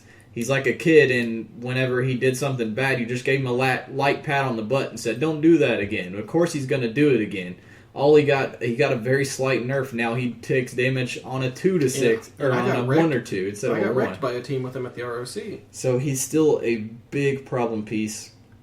And if you have the money to spend on him, go and get one. But we haven't seen him do well in the Super Qualifiers yet. He has not gotten a top 16 appearance from what I've seen. And but he's another one of those pieces like Shi'ar that I would not be surprised to see do well in a top 16. I've got a piece that I'm surprised we haven't seen too much, actually, and that would be Warstar. I think he's a little expensive, but I think the full map range comboed with the damage he could put out with a... How many points is he for full dial? He's 160, I think, so he's quite a bit. You could throw a book lip on there. Well, we'll let you talk about him in the pieces to watch out for, since we haven't seen him actually played. I don't think we're missing one obvious one that we haven't really talked about, and that's just animals in general. Well, the thing is, though, they haven't done well, really, aside from George getting top 8 with them at a tournament a while back. They haven't been placing extremely well. What we've seen place extremely well is Brother Voodoo teams comboed with the Wonder Girls, or as some people are calling it, Voodoo Twins. Brother Voodoo and 2 Wonder Girls. And we've seen M10 Iron Man and split lip teams. So those are and team bases. Those are the ones that were already doing well. A couple of those are new. Not really though. It's basically just Brother Voodoo comboed with other things. Like we said, there's a lot of other tricks you're going to see do well with Brother Voodoo, aside from Wonder Girl or aside from the old Heroes for Hire before they got nerfed. So expect to see Brother Voodoo. He's really the key piece that makes that happen, makes it be much better than it was. So, I was going to say, I haven't had a chance to really look at the Super Qualifier things. There's 3 pieces I'm curious of how well they actually did show up. And that would be Shuma Gorath. Did any of them? Shuma there was 2 in the top 16 of one tournament. Okay. Shuma, Mole Man, and Gauntlet, and Split Lip and Book. Yeah, of course. Pretty good team. And then, who else was there? Which is what we always tell people when they suggest, well, I want to play Shuma. Like, Shuma, 1 Mole Man, Book, or Gauntlet, but Book. Well, as I said, with the Book, he gets a 5-range Quake. I mean, that's ridiculous. And Flurry. Yeah. I can't even remember what the other 2 pieces were now. Silver Centurion.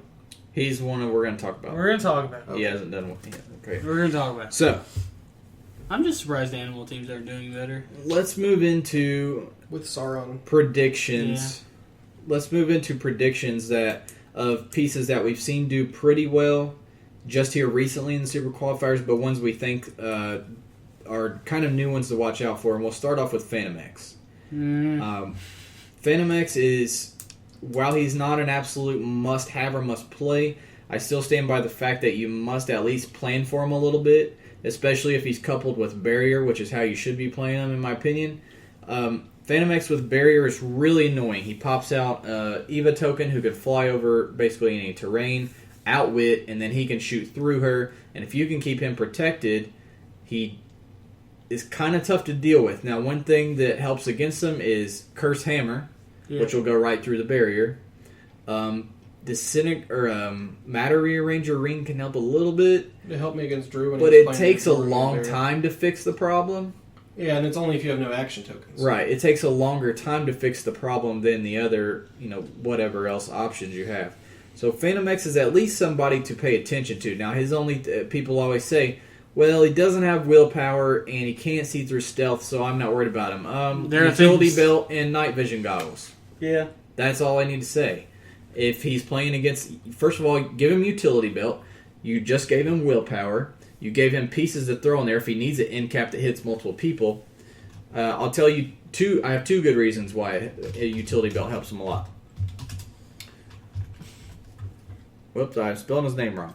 Phantom X, first of all, like I said, put a utility belt on him, fix his willpower problem.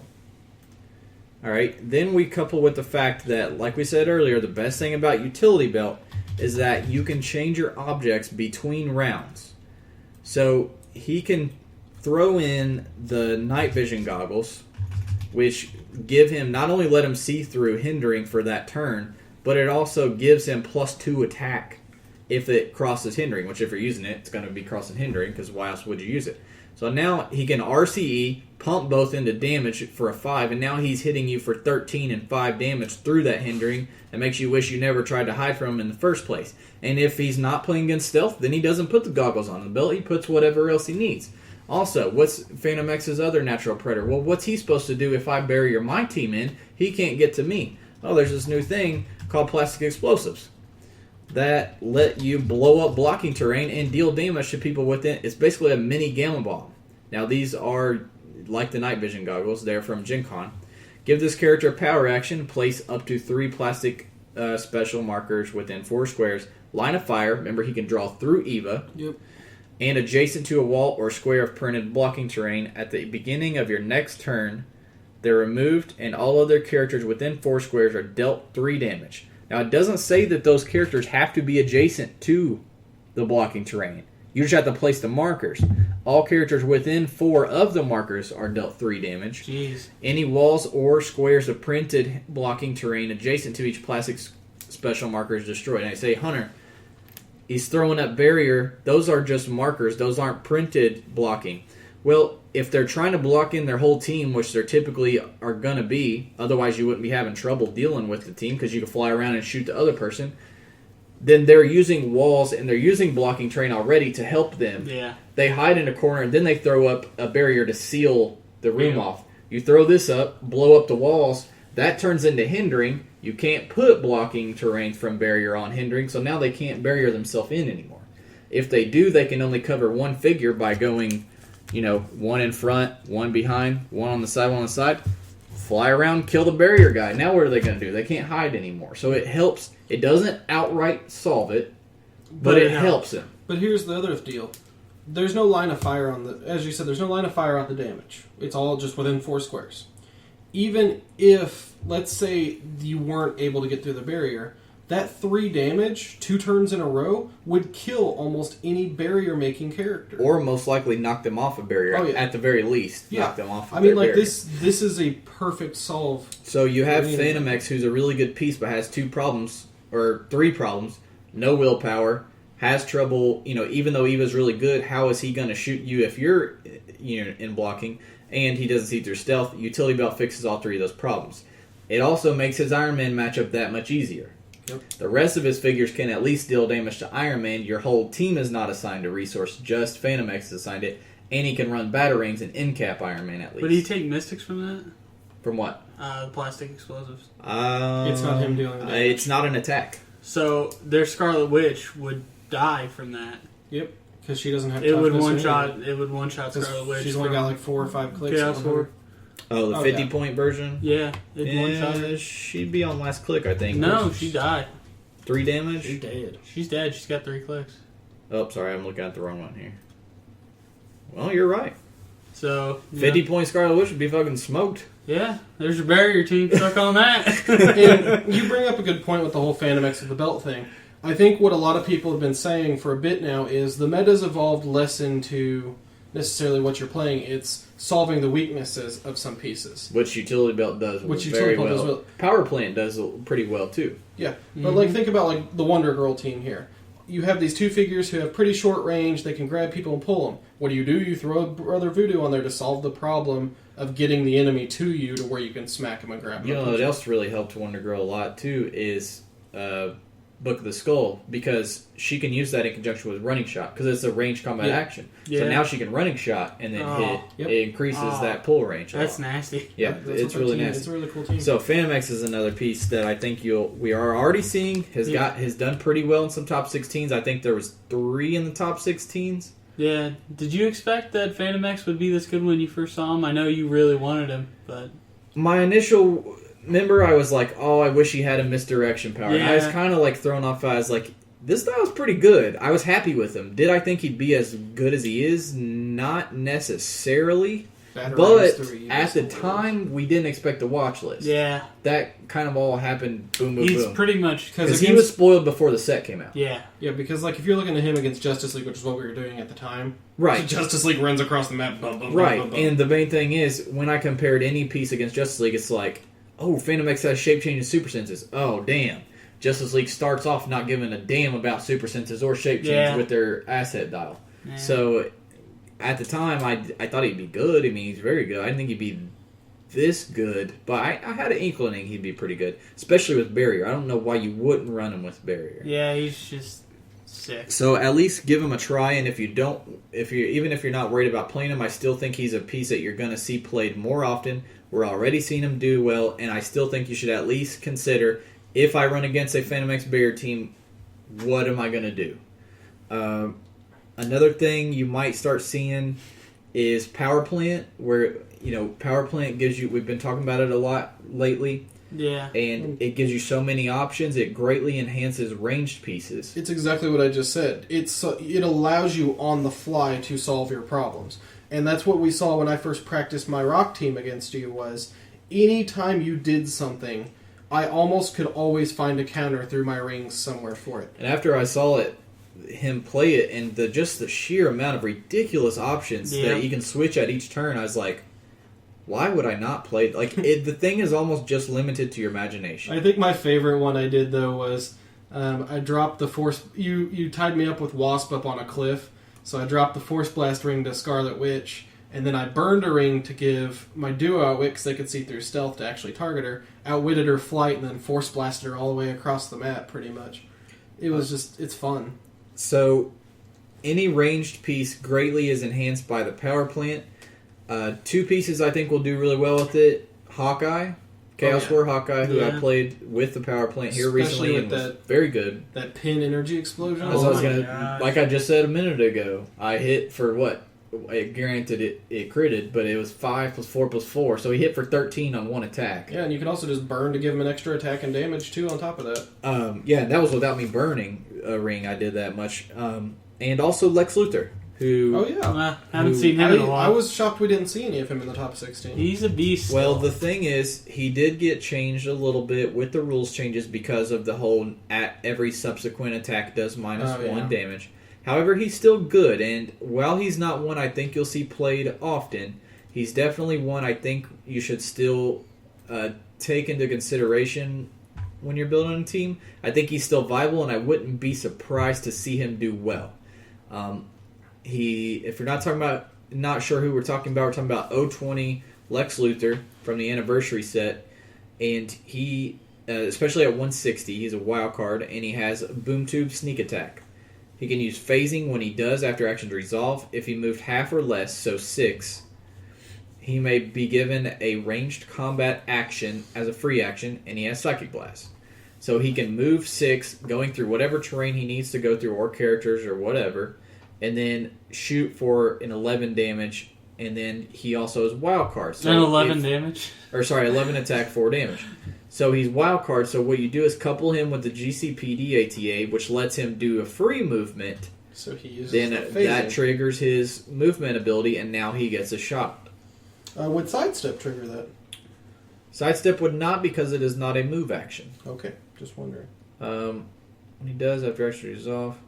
Right, it's not a move action, and you have to have a move action to use phasing, and he that's doesn't true, get his yeah. shot unless he does phasing. I wasn't even thinking about that. But, so, while it got hurt because of the whole -1 thing, it's still viable, and it's still useful, and the wild card team ability just makes it that much better, even besides GCPDA.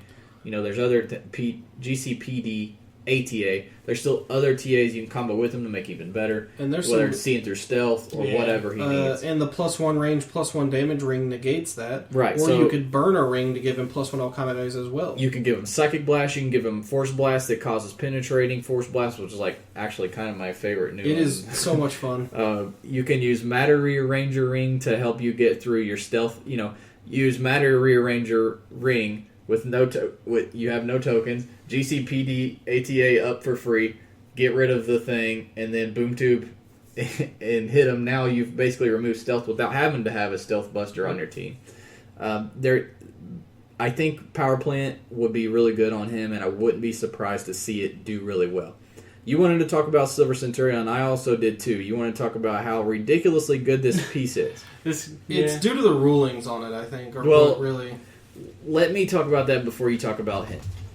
Or actually, you go ahead and talk about how he works, and then I'll explain what I expect to see happen to this guy. So we've gone over him before a little bit with how he spawns a torpedo. Every turn the torpedo gets a token, and then it can move that far. When it ends its turn, it deals damage equal to the tokens up to 7 to someone who's on it. It just makes a close combat attack of 10 attack. Is it 10 or 11? 11. 11 attack for the damage equal to the tokens up to 7. We've talked before, and then he himself is immune to Pulse Wave, Pinside, Poison. He's traded, ignores damage dealt from Psychic Blast, Poison, or Pulse Wave. It can't be ignored, so Pulse Wave can't get through it, period. And he's a Shape Change Imperv. He's got Shape Change on 5 of his, 9 clicks. Yep. Including Top Dial, Imperv, and Shape Change. That's the thing, too. And then Stealth on a lot of his clicks. I mean, he's just a defensive powerhouse. So I really want to say it's fair to tell someone they're not going to kill him before the torpedo gets to them. No, it ain't happening. Yeah, his only natural predator, in my eyes, being a Hulk with Exploit Battle Fury, and who really runs a Hulk in meta teams anyways? He gets shot down too quick. Or an Outwit to get rid of his defense and just massively... But here's the thing with this dude. You're like, damn, Shape Change and Impervious can't take Psychic Blast, so that's not going to help me with his Impervious. Man, the only thing that he really doesn't have is willpower and super senses. If he had Shape Change and super senses and Impervious, he'd be nuts. Well, let's give him the gauntlet, and now he can't be countered. And that's 211 points. We still have 80... He can't be countered, and he has super senses to go with his Shape Change and unpenetratable Impervious. So now he gets 3 rolls, and can't be countered, so you can't outwit. And he doesn't have to worry about Incap anymore, because Incap's another problem he would have to deal with. He no longer cares. Well, I think Shape Change helps with Incap at about least. that. Yeah, that helps a little bit, but still. He's so impossible to kill, and like Austin said, chances are you're not going to kill the MFer before the tokens on the torpedo get outrageous. And the cool thing is that thing can trigger whenever you want it to. Yeah. So, talk about how it works now, and I'll talk about how I expect it to get errated. The token. Okay, and I expect it to get errated too, so... the way it works now is the attack is from him, which means any modifications, because it locks the damage to the token based on it replaces the damage value with the number of tokens on it, you can actually modify that up to +3. So you can give him +3 attack to make it a 14 swing, to guarantee you're going to get your 7, or you can give it +3 damage to give a 10 damage attack on somebody with this torpedo. By modifying him, but you can also prob through him. So, it's absurd. I mean, the way they ruled this, I don't necessarily... Me and Harry talked about this extensively. Neither of us agree with the way they ruled it originally. Okay. Here's my 2 cents. They ruled it 100% correct, based on the wording. The way that this is worded, the rules arbs ruled it exactly how I would rule it. But the problem is... And the suspicion and what it sounds like is probably, actually, honestly, is the case, is that it was not meant to work the way that they worded it. Okay? I'll explain. I like breaking down rules, so I'll go through and explain why. I get why, it's just... Okay, for one, it is not a bystander. It's not its own token. It's not Eva. Yeah. Eva is her own character. This says create a special terrain marker on the map. So, therefore, the attack, and even when they errata this, I wouldn't expect this to change. They may, but I wouldn't expect this to change. I think the line of fire is always going to be through him. Because of the way that it's worded, it should, and in previous cases always does, it would be drawn through him. The problem is, they assumed that because they said attack value of 11 and a damage equal to the number of his tokens, a maximum 7, they assumed that since they put maximum 7 in there, that it's locked. It's not technically locked. You can still perplex it and make it up to 10. That will change. Yeah. I bet my freaking life they will say it's locked at 7, and you know what I mean? Like, that won't change. Drawing line of fire to Silver Centurion is going to stay the case unless they change this and make it a bystander. Because if it's a special terrain that he generated, it is him. It's an extension of him. And that's a huge errata, actually, to go make it a bystander, because that's a complete rebuild of the ability. That's not the problem. The fact that the line of fire is from him, okay, it's a little annoying, but really in the grand scheme of how broken this piece is, that's not the problem. The problem is that his values aren't locked, and that you can't jump on the grenade. That's something you didn't bring up. Oh, yeah. I was going to say that. So the way that it's worded, it says at the beginning or end of your turn, if the marker square is occupied by an opposing character, you must remove the marker from the map and make a close combat attack roll against that character with an attack value of blah, blah, blah, blah, blah, blah. Now, here's the key, and I agree with how the rules ruled it because of how it's worded. It says at the beginning or end of your turn if it's on there. Here's the thing. Beginning of turn, you get to choose the order of your free actions. Yep. So you can choose to move this, it's free 1 square movement, and then now, do I have to blow it up? No, I no longer have to blow it up because nobody's standing on it.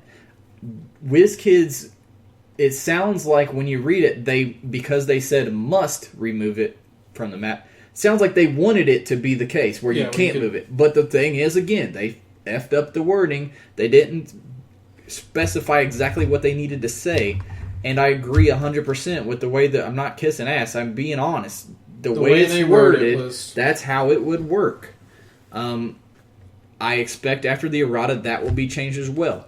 If Austin moves the token over here and I rush my little dude up on top of it, it will have to blow up. If we send Puck up because he don't give a fuck, and he wants to ride a torpedo into the heavens. Sounds like something Puck would do. Yeah. We rush him up on the torpedo, and now the torpedo has to attack Puck. But even still, we talked about how hard he is to hit, how hard he is to deal with without a gauntlet or not. The thing is, he and Absorbing Man are two people that I really hope they do not continue this trend of cannot be dealt damage by penetrating psychic blast and can't be downloaded. The thing I want to bring up about him, though, is at 161, even without the torpedo, you have a solid dial. The only thing he's missing is, penetrating. And his immunities almost make him, I want to say, a little high, but still almost worth it for 161.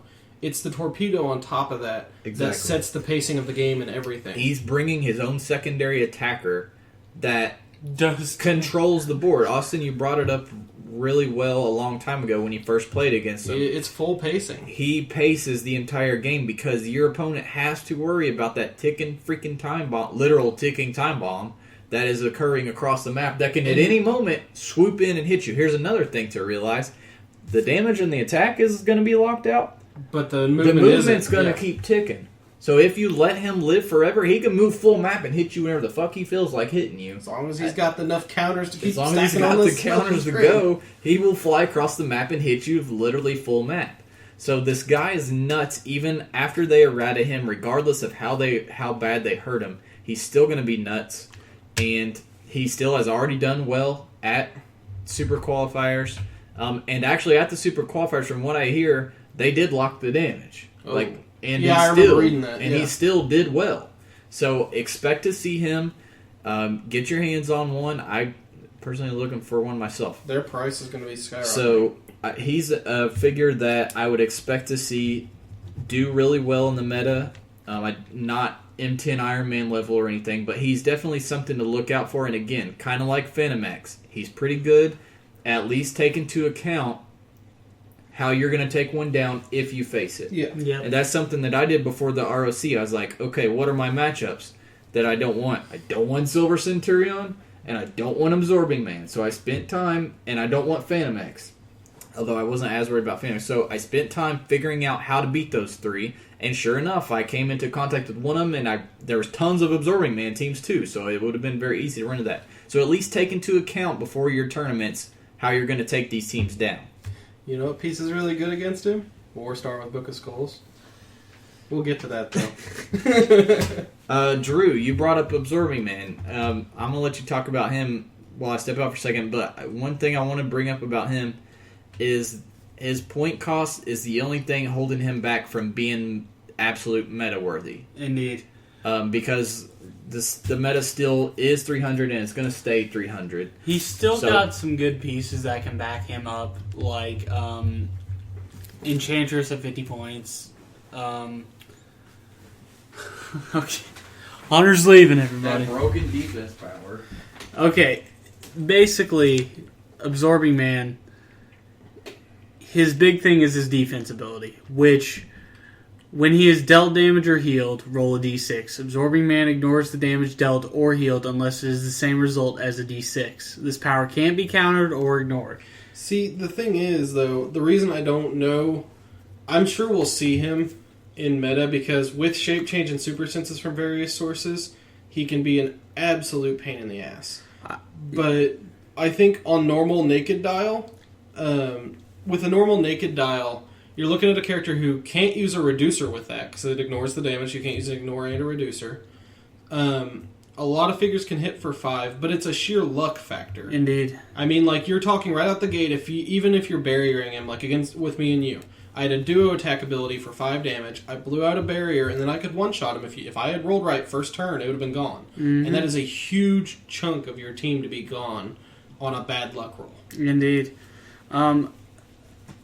Basically, the thing that makes... Okay, so he's got another trait which allows him to, when he's given a power action, when adjacent to a heavy or light object, place that object on his character card. And the heavies give him +2, and light gives him +1. But they ruled it that if you do it simultaneously on both objects, you get +3, which is ridiculously annoying. That puts him at a 12-6. 12-6. That's the thing, is he's not offensively a powerhouse without that. But he can be. Yeah. If they ever... I don't know if they'll errata it. I don't think they'll errata it due to, like, emergency must errata. If they ever do errata the heavy light object pickup thing, it will weaken him a little bit, I think. Because it puts him at an 11-5. The thing with Absorbing Man is I don't think he's as good as he's gonna... I mean, as everyone thinks he's gonna be. Because he can do damage, but I don't think we... Did we see a lot of him at ROC? At the top 16. The super qualifiers, yeah. I did not see a single one. But I also didn't really see any of them played either. Like, it attempted, you know what I mean? Yeah. See, the thing is, he's really good, and I think he can be played, but... At 300, it's hard to build a team around him, because you'd be relying on him for his attacking. He would be your primary attacker. Indeed. And go ahead. I was going to say, as I told Drew, I don't like the fact that he has such a heavy luck factor. With super senses and shape change, he's a lot better. From like Gauntlet giving him super senses and like some other way to give him shape change or something. But I don't like the fact this is one figure that if I have a character that hits for 5 and I happen to get lucky and 1 in 5 or 1 in 6 chance to one shot him. You know what he kind of reminds me of, and this is kind of us coming from the fighting game scene, is he kind of reminds me of one of those characters where it's like you can be a mediocre player, but under the right circumstances and under the right matchups, let's take Akuma, for example, in Street Fighter 4. He's such a good character, and if you learn the basic... No, actually, let's take Ryu. Super, or let's say Super Street Fighter Ryu, when he's top of the best he's ever been. Shoryuken's fucking unbeatable, and you can't jump in on it. You can't do anything, and like he's a character that in the right hands and with the right matchups, even a bad player could win a super qualifier with this dude if his opponents can never hit the damn roll to kill him. He'll just rip through everything else. But on the flip side, if you get unlucky, you could be out correct. every single round because he gets one shot. It's just such a gamble, and if that's your thing, then more power to you. This is a great piece. One thing I do want to bring up that people don't appreciate are his keywords. Not only do they make them easier to build around, because you have Asgardian, Masters of Evil, and Mystical, and Wrecking Crew, which Masters of Evil and Wrecking Crew used to be two that didn't get much love, but now with the Iron Man set, they give you some more options, but mainly Asgardian and Mystical. But also think about the two ATAs, both of which really help problems he has. Asgardian is going to give him willpower for 5 points as long as he's on top click. Well, the motherfreaker's basically going to always be top click, so you don't care. So 5 points, you give him willpower just from the ATA, or you go Wrecking Crew to give him +1 attack to help out his mediocre stats. So at least if he absorbs a heavy and he has Wrecking Crew for only 2 points, he's now at 12 attack, 5 damage. I think if they errata where you can pick up both at the same time, I think that we'll see Wrecking Crew on him a lot more. It's really good. Wrecking Crew is actually really good on him because it gives him improved movement hindering. That too. Which you'd be surprised how insanely Then again, I still think the willpower would be better, though. Yeah. I mean, I would just put the gauntlet on him. That's why you just put the gauntlet on. Yeah, I guess it depends on whether you have resource on him. But final verdict, he's a little too expensive to affect the meta too much, but I don't know. I almost would be surprised if he did really well in top 16. I don't know. What do you guys think? I think there's a chance, as you said, we could see someone get lucky, come through, and clear with him. But I wouldn't say we're going to see a ton of him. Because I don't think people want to put all their money in that kind of risk. It is extremely risky to play this There's guy. some people who want to, just for... I loved it. He was fun because you weren't sure what was going to happen. I was going to say, I think he's better at higher point games. He is. Oh, definitely. Because then he's just going to run in and, be that guy that you don't pay, Oh, one piece I kind of want to shortly mention is Shatterstar. We're not seeing him as much anymore. Oh, I forgot about Shatterstar. After the errata, I still wouldn't be surprised to see him do really well and get top 6. I may have seen him on one of the top 16s of His the dials. two tournaments. So, yeah, he's good with Phantom X. He's good with some other pieces because even after his thing, the person he carries can at least still do free actions. So, but even that said, he's still a great secondary attacker and a great dial. And I still wouldn't be surprised to see him do really well even post changes. Moving on, we talked about Absorbing Man. Ghost Rider got hit with the Heroes for Hire, but Our fallen hero. he's still a good piece. He is definitely still. Whether he's still meta-worthy, taking away prep time and Heroes for Hire ATA, I think has basically cut his ankles out. Is basically kneecapped him. Because he no longer has hypersonic effect without a major penalty. Correct. Because the belt really undid that -2. It made his hypersonic viable, which turned him into a whole different piece, really, in the long run. And then Heroes for Hire gave him the double opportunity to do that, or just a normal charge exploit afterwards. He's still a great piece for the points, but I don't expect him to consistently do well in top 16. Same goes for Cruiser. GCPD Cruisers. I think taking away the penetrating damage, they already weren't in Modern, not in Golden. They already weren't super prevalent and super tough to deal with for most teams. Of course, there's some teams that have bad matchups against it, but for the most part, they weren't super hard to deal with. Now you take away the fact that they can't deal penetrating with running you over anymore, and now it kind of hurts that quite a bit, actually. Oh, yeah.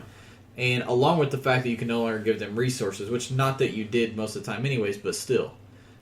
Taking that away only goes to hurt them a little bit. One piece I did want to talk about, though, is Barda. Because you're going to start seeing her more now. I don't think I saw her in any of the top 16 teams, except maybe like one. But I would not at all be surprised to see Barda start coming up now. She was very, very good before all the things that got changed and the watch list got released. And when she first came out, we didn't really have any tournaments, though, because that was like the December gap, or the November-December. Yeah. So we didn't get a chance, because by the time she really entered the meta, meta had shifted to heroes for higher team bases at Origin. And everybody was prep timing with the belt with other pieces, and she didn't honestly even need prep time to do what she does well. So I would not be surprised to see her still do well, especially remembering that she has Justice League TA or keyword and the Birds of Prey keyword, which has also gotten a lot of love here over the last year. Oh yeah, it got an ATA, didn't it? Yeah, it even got the support ATA. 100-point switch. You guys were talking about it earlier. I was about to ask. That was the third piece I was trying to think of. I was wondering how well she did at the Super Qualifiers. She was on a couple teams, although it wasn't prevalent. But then again, neither was really the 50-point Scarlet Witch. Now that I think about it. I don't know that the starter set Scarlet Witch. First of all, let's throw out she's far better at 100 than she is at 150 if you're playing her in a standard meta team.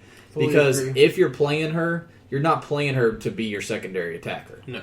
You're playing her because she has every support power under the sun, along with taking away team ability. So the fact that she has support, perp, and prob, and the taking away team abilities is why you're going to play her. She also provides you Mystics, so if you are running some wild cards, you're getting the Mystics from her, and she's a great secondary attacker. I was going to say, I like her on Horde token teams, because she eliminates Mystics, which, as you said, Mystics is a big problem for the Horde token spam teams.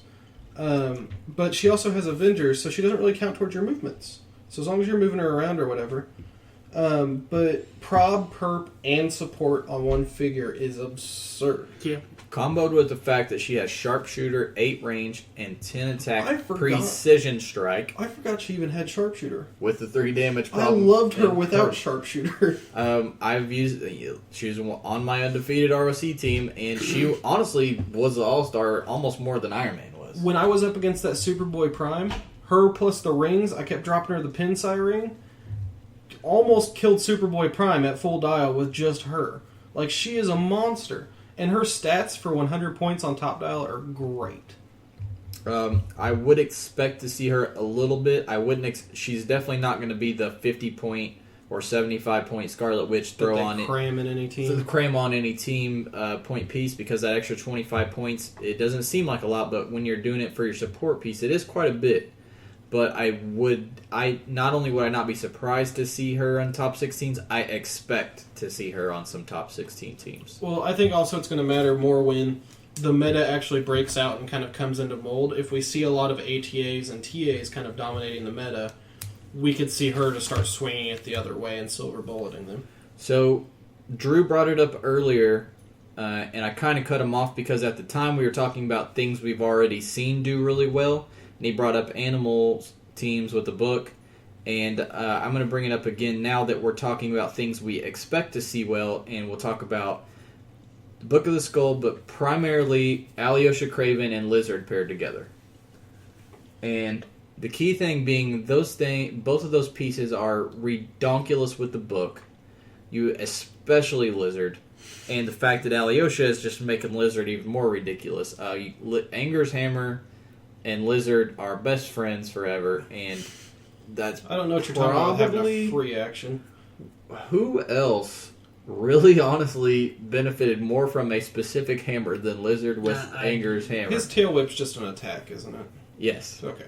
It's still a heal from it. Yeah. No, I mean, I was wondering because if I was going to say Scotty's would be good on him too, because he blades most of his You dial. can still give him You can give him Scotty's both. if you're running enough figures on I the just team. remember everyone joking around. They won't put regen, steel energy, a charge, a +2 attack on a hammer. They No, could- I you told you forgot- they would after seeing that trait. no, you forgot toughness. you agreed that they No, would. I told you. I looked at Anger. His trait said that it gives him all that from the hammer. But that's so stupid. So you thought Lizard was hard to kill before he had Yeah. it. I don't know what you're talking about. I only spent like freaking 5 turns trying to kill him tonight. Now he also hits you and gets steel energy, and then, I'm on my free tail whip attack. Oh, I gotta take -1 attack, that sucks. Oh, Good God. thing I have +2 attack from this hammer. And probably +1 from the book. And now I'm gonna hit you and heal up again. So, And super turn that book. and then I'm gonna move my Alyosha Craven to running shot, shoot you with Null's hammer, which solves his running shot and willpower problems. And then now that I moved, Lizard's going to run away for free. Good luck killing him now, especially that I get to reposition and go hide from you. The combo's just nuts. It is. I'm expecting. We've already seen it do well in some top 16s at the Super qualifiers. In fact, I think one of them got maybe top 2. I think. And what? Sauron, get out of here, Austin. He's got Animal. He's 98 points. He's Steel No, Energy get Trade. How out is he of better here. than Lizard? I'm not saying he's better than Lizard. I'm You saying can't he'd run go them good on both. Animal. You're team. not going to run them both. No, you're not worried about theme team. You play Alyosha, Lizard, and Book. You throw Split lip. You throw Split Lip on there, and whatever else you want. That's what you need. That'd be Something else okay. with free movement, preferably. But then you combo the fact that you're getting the Lion token on top of that, which you can give Exploit for Charge Blade's Exploit, or By the way, Plasticity to go tie people when you up. get when that line hits that 6 blades and you're just suddenly And your opponent's crying Oh themselves. man, this free Lion just Smoked smoked my ass. your ass. That is a great combination, and I definitely expect it's already done well. I expect it to see it continue to do well, and it's just another prime example of books and Split Lip really doing exceptionally well in the metagame. Craven's just so sick, man. For 70 points. 70 points. He's got an 11 attack, which becomes a 13 attack with the Book of the Skulls. Give him running shot. He already has 6 range, so now he can stay away, running shot, take shots. He has willpower now, and then after he does so, then Lizard gets to rush in or run away, regardless. Depending on what the situation It's just these figures that they're starting to shine now, man. Starting to shine. You got Lizard with 8 clicks of life, coupled with the free regen he has on his bottom 4, and the fact that he gets the free tail whip on the 4 before that, after he heals from the free regen. And then you give him Steel Energy, and the mother freaker does not die. It doesn't happen. Yep. So if you throw those 2 and then Book Lip, you're at 208. So you have 92 points to throw on whatever else you need. I think you're going to see variations of that. You're going to see Lizard, Alyosha, and Split Lip plus Book, and then fill out the rest of it with 92 points. Austin, Sauron, I thought he could fit. He's fucking garbage. Sauron sucks. For 92 points? He sucks. Yes. He's 98 points and he sucks. Oh, yeah, sorry. I thought he was 92. I was like, Why would Sauron? Sauron instead of playing I'm not Vampire saying Jubilee instead- and 2 vampires? Or What one would vampire? why would that go on Alyosha, though? Why not? Why not? Because they don't get free attacks from Alyosha. I don't. You're not using them on him. You're using the free attacks on Lizard. Oh, yeah, true. And that you can still do it if he has 2 tokens anyway. What am I thinking? But anyways, we I was digress. just looking at Sauron. That's all right. Gosh, That's guys. all right. You kept being very. What's the word I'm looking for, Drew? I don't even know. Drew's lost it. So let's just move on. So the main, Hashtag fuck Sauron. the main thing is, we've talked about how many different pieces now at this point, and if we were talking about the meta game 2 months ago, we would have brought up about 3. Yeah. Yeah. It would have been Ghost Rider. It would have been Ghost Rider, Justice League, and that's about Shi'ar. it. Shi'ar, exactly. And now we're not talking about any of those 3. So, We're that talking is about- successful? We're talking about 15 to 20 other pieces that are none of those 3. And yeah, I think it's an excellent.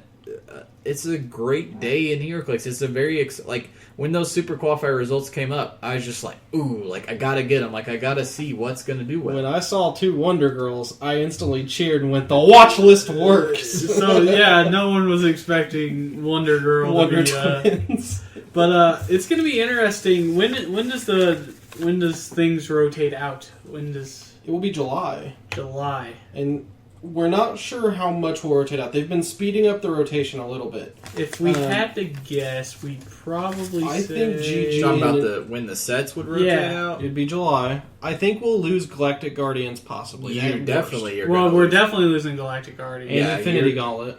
I'm going to say they're going to go up to... I'm gonna say they're gonna go to Dark Knight Rises at least, if not Chaos War. Honestly, I would say it's gonna cut off at Chaos War. That, I think, either way. They might get risky and go up to... No. DC10. Well, they've no. been speeding it up a little bit. I would say Chaos. Anything before Chaos War, I bet you gets cut off. I That's a think possibility. That's fair. I'm going to predict it right now. Even Dark Knight Rises, and I don't want to see that go because that's my favorite set of all time. I said on the podcast, I think it'll get cut off. So that means we would lose Superman? There's no chance we don't lose Galactic Guardians. That's gone. Go ahead and count it has been 2 years. Go ahead and cross it off your freaking modern No list more right Mole now. Man. Oh, damn. That's right. So, anyways. No more Gauntlet, though, is going to be weird. Like, honestly, not having that option. Gauntlet used to It be... will shape the metagame, we'll say that. Yeah. A little bit. And then but at about that same time, we'll be gaining the Lantern resources. True, yeah. So, and they come in like 50 different flavors. Who knows? Who the hell knows? Yeah, that's... And one thing I meant to bring up during the news section, but I'll bring up now, is the episode of The Quarry is up now, which is the podcast that Edward and I and former two-time now World's Winners Daniel Joins did.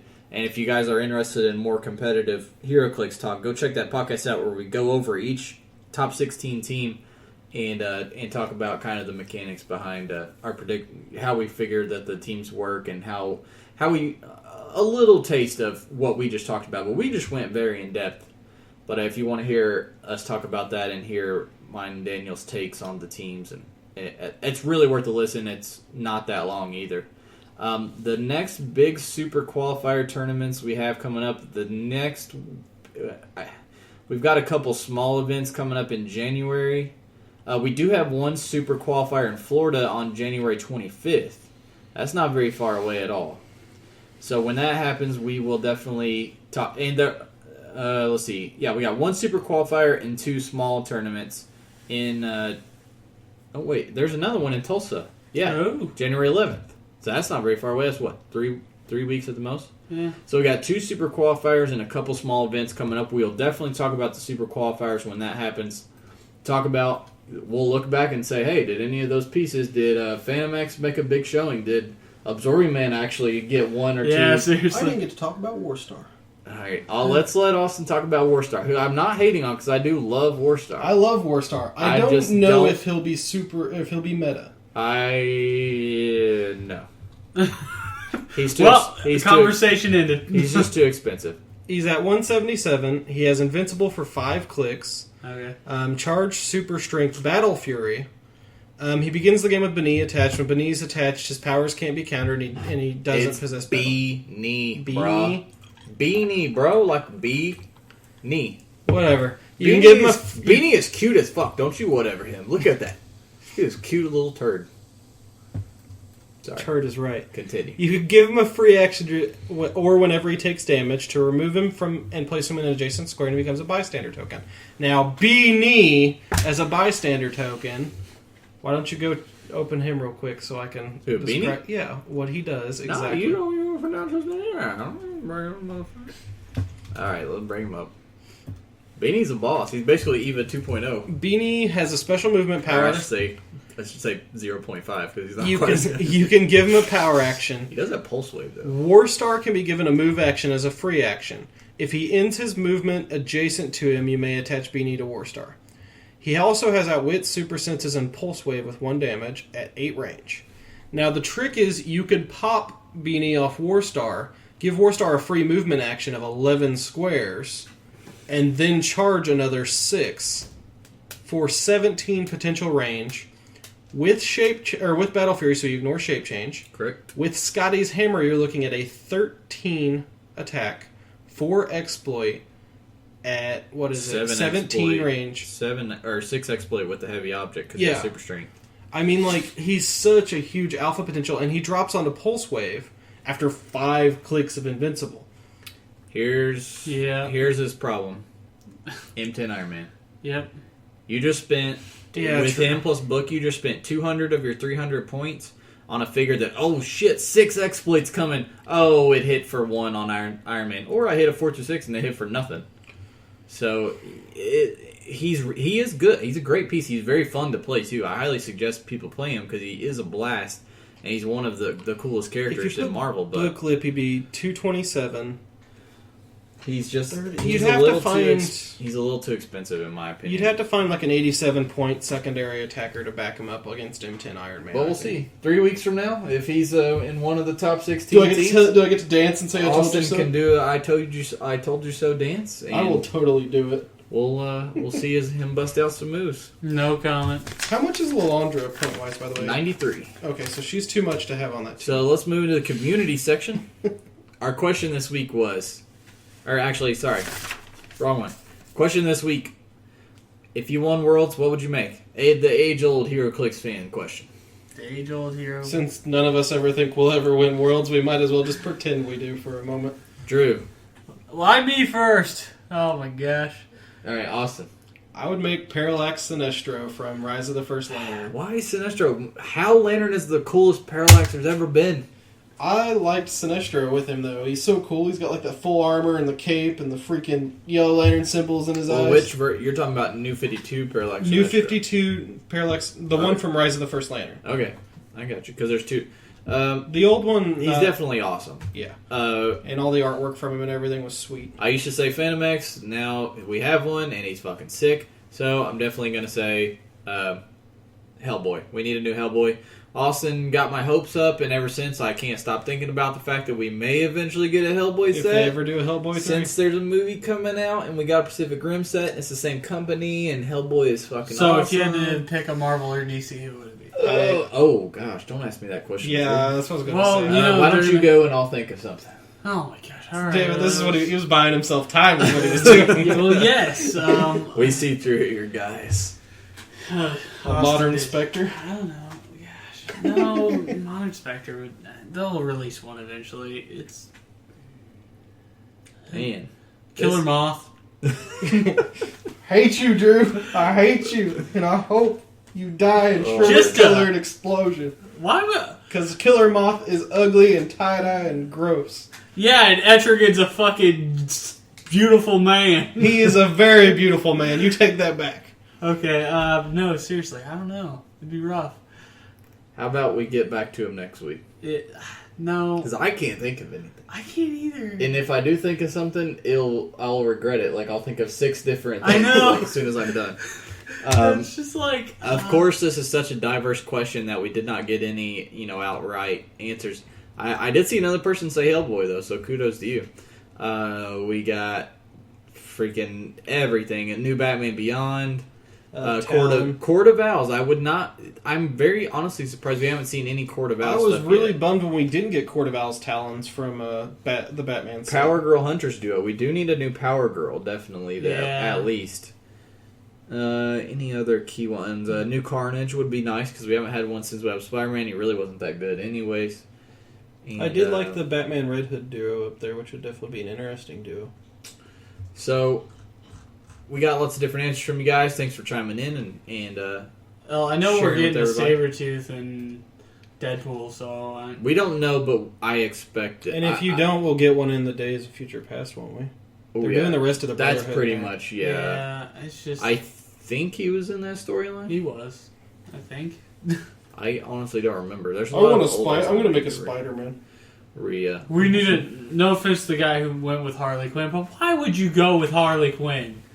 Hey, he can make whatever he wants. He I'm won just Worlds. saying, dude. He at least make it play way differently than the other Yeah. Harleys we have, which supposedly it will. So Okay, that's that'll be good. fun. Not one of those alternating And you range got to daily think, ones. how long did it take them to make Alex's freaking Stargirl? Yeah. By the time that Harley comes out, it may be the only modern option if they take their sweet time. Hey, Batman will rotate out by Yeah, I mean, the Batman's a lot older set than we actually really, realize It's it is. it was over a last year. year, yeah.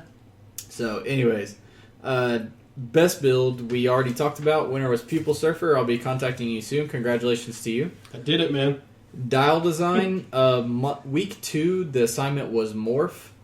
Some of the top dials was We Are Venom's dial. Was it Renocon had a top scoring dial, and Isis 0, which Venom. Which dial did Venom have that did so well? I don't remember. It was here. Sorry, I got it right here. Venom, Renocon, and Isis 0. Zero was like the last one to submit right before the time ran out, so he got that filed in real quick. Let's see if I can find. Sorry for the delay on the podcast. Oh, here we go. Renacon. Oh, Renacon was the robot from Invincible. It's like cheating to pick an Invincible character because you know you're going to score it well. Actually, that was I think I gave it maybe a 9.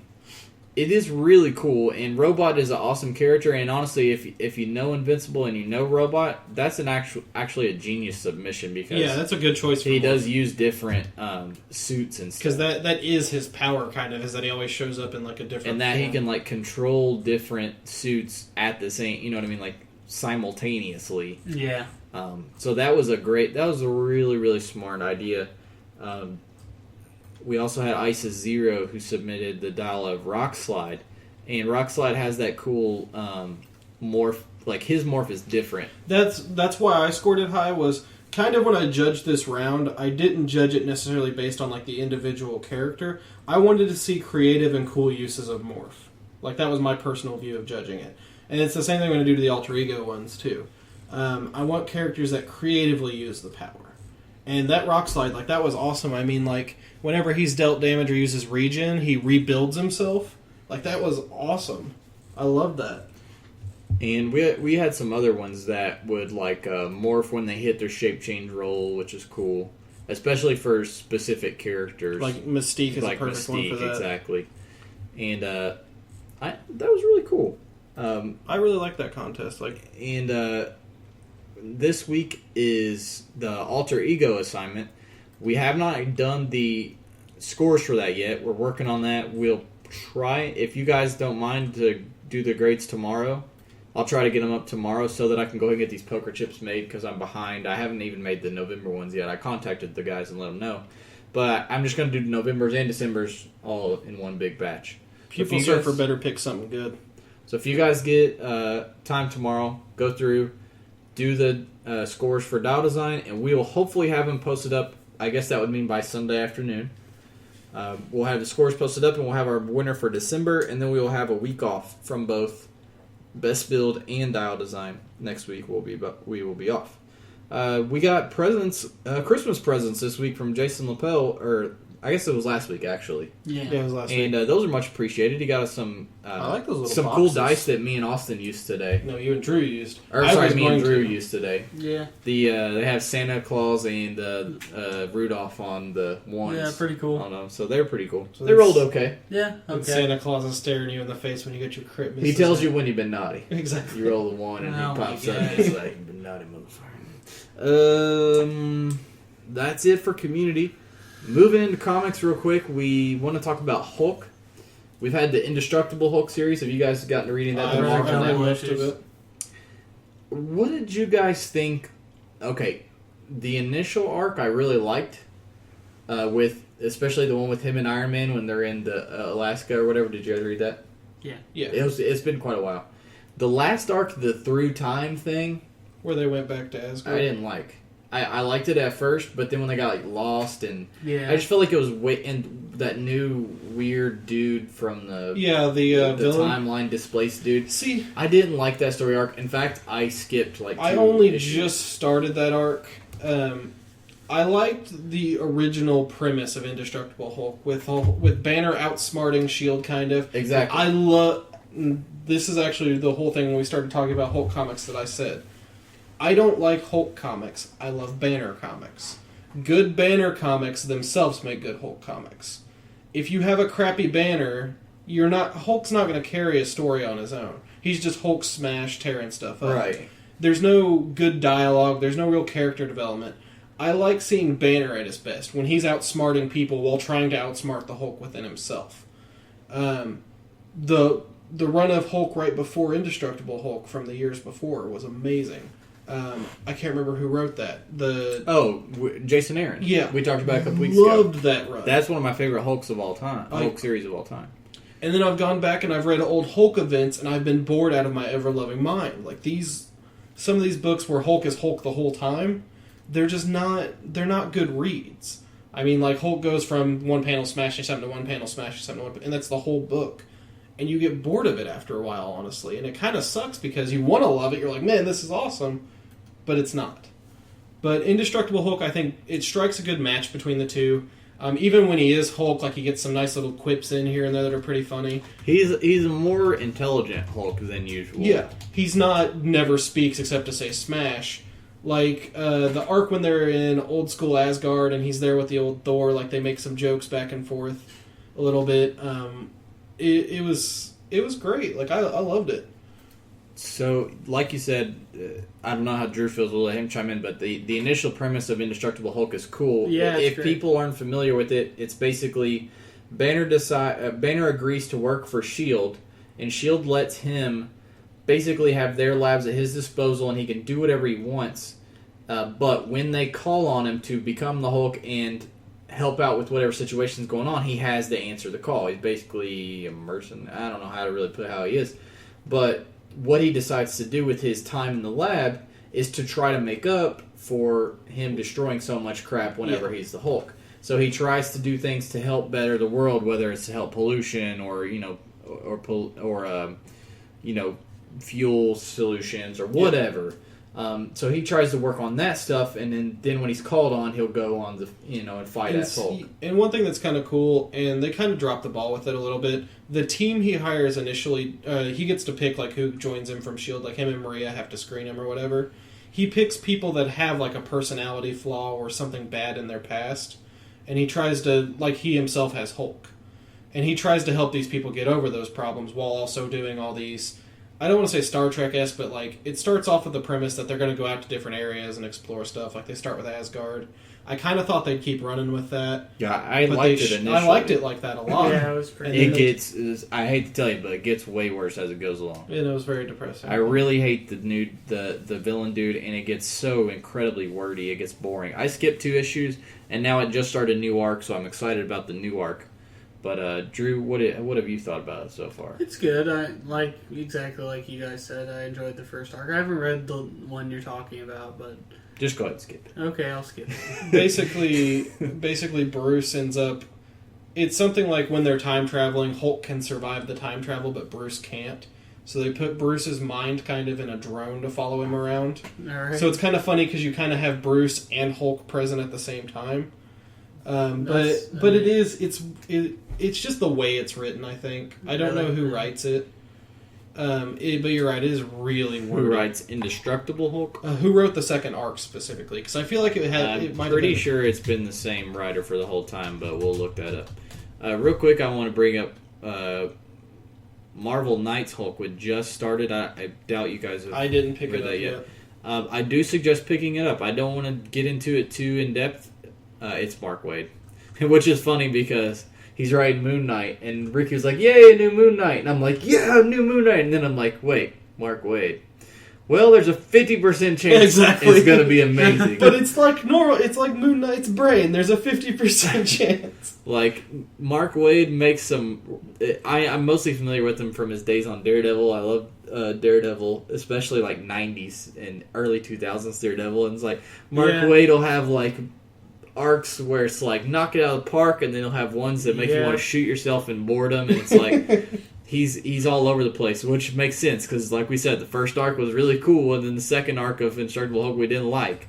So we'll see how it goes. I guess if he's alternating, this next arc is going to be really sick. But Marvel Knights, I liked a lot. Not a lot happens. It's mainly setting up the story, but the writing's really good. The dialogue's really good and really funny. Is it still Wade writing it? Or is it No. Marvel Knights is its own. It's going to be a 4-issue run, and there's a Marvel Knights Spider-Man right now, which I also recommend. It's good, and it's really kind of unique, and the art especially is really kind of unique. And it kind of it's Peter, but I definitely recommend that if you guys get time. It's on its 3rd one now. The 4th one's about to come out, and it'll be done. You know what we need to do? It's really kind of cool and creepy. Speaking of Spider-Man, Superior Spider-Man's wrapping up soon, like in the next few months. We need to sit down and have a full Spider-Man episode. Entirely wrapping up? From what I understand, the Doc Ock arc is rumored to be wrapping up soon. No, he is a superior If it does, Spider-Man. we will. But I don't know. Because I would like to talk about It's selling really well. I would be surprised. Because Venom's coming to an end. Scarlet Spider's coming to an end. No, I don't want to see Venom and Scarlet Spider go. Venom's one of their best books, and I like Scarlet Spider a lot too. Scarlet Spider, I think, and a lot of people don't think about it. Like I've made a few people read it now. They're like, "This is much better than I thought it was going to be." It's just different. Like it's very enjoyable. And then, like we said, Jason Aaron's Hulk is some of the best, coolest, creative Hulk. It petered out towards the end. Yeah, but it's such a weird storyline for Hulk. You know what I mean? Yeah, and the artwork was really good too. There's parts of it. Maybe it's because some of it took place in Atlantis that makes me think of this, but it almost feels Fantastic Four-ish. Yeah, like a lot of the ideas, and then it had moloids at some point too. A lot of the ideas are kind of out of left field a little bit, especially for a Hulk book, because it's usually like straightforward, And there's a few cameos from other people you're not expecting too. So all in all, Hulk comics are kind of usually they're a grab bag. Like that much, yeah. But for the most part, the new series from Marvel now is really, really good, and it is recommended. At least the first arc, and give the second arc a try. Maybe it's your cup of tea. Exactly. Yeah. So I want to thank you guys for joining us today. If you would like to send us some emails and give us ideas for main topics, or if you'd like to submit a Just a Tip, just like Thanks Reddit number 1 did today, we appreciate that. If you guys would like to give a Just a Tip for the rest of the community, email us at dialhheroclix@gmail.com. As always, follow us on Facebook and Twitter. You can go on our Podbean site, dialhheroclix.podbean.com, and go to the right. Everything on the right has all the links to everything we have. Twitter, Facebook, YouTube channel, by the way. I'm getting caught up on the episodes. I've almost got all the episodes up on there. Ooh. And then my first video that I'm going to be talking about, where we do the rules breakdowns, is going to be... Iron Pharaoh and Malekith getting rid of defense powers. Yeah. Iron Paladin. Iron Paladin and Malekith getting rid of defense powers. What exactly that entails, and because there's actually a lot of facets that go into that people don't realize. For example, if you have traded regen and you get hit with Iron Paladin, you can still use regen. Bet you didn't know that, and I'll explain why in the video. So in the video, I'll go through. Yeah, now I want to watch the video. You guys gave me some confused looks. I'll break down exactly why in the video, and I'm going to try to use quotes as much as I can and kind of put a lot of text on the screen so you guys can see in wording. It's because it's not why things work. No, that's not why. Oh. So, anyways, you guys can check out those videos. I'm probably start doing those next week. I'm going to get all the episodes up first, and then I'll start working on those rules videos. But I really think those rules videos will be really popular, and I hope people enjoy them. So, Hunter, if we had to wish our viewers, listeners, a Merry something, what would it be? Clixmas, obviously. Xmas? Xmas. There you go. Merry Xmas. Do we have to... fuck it. We're saying Christmas, god dang it. We're breaking the mold. Screw this Xmas, Happy Holidays bullcrap.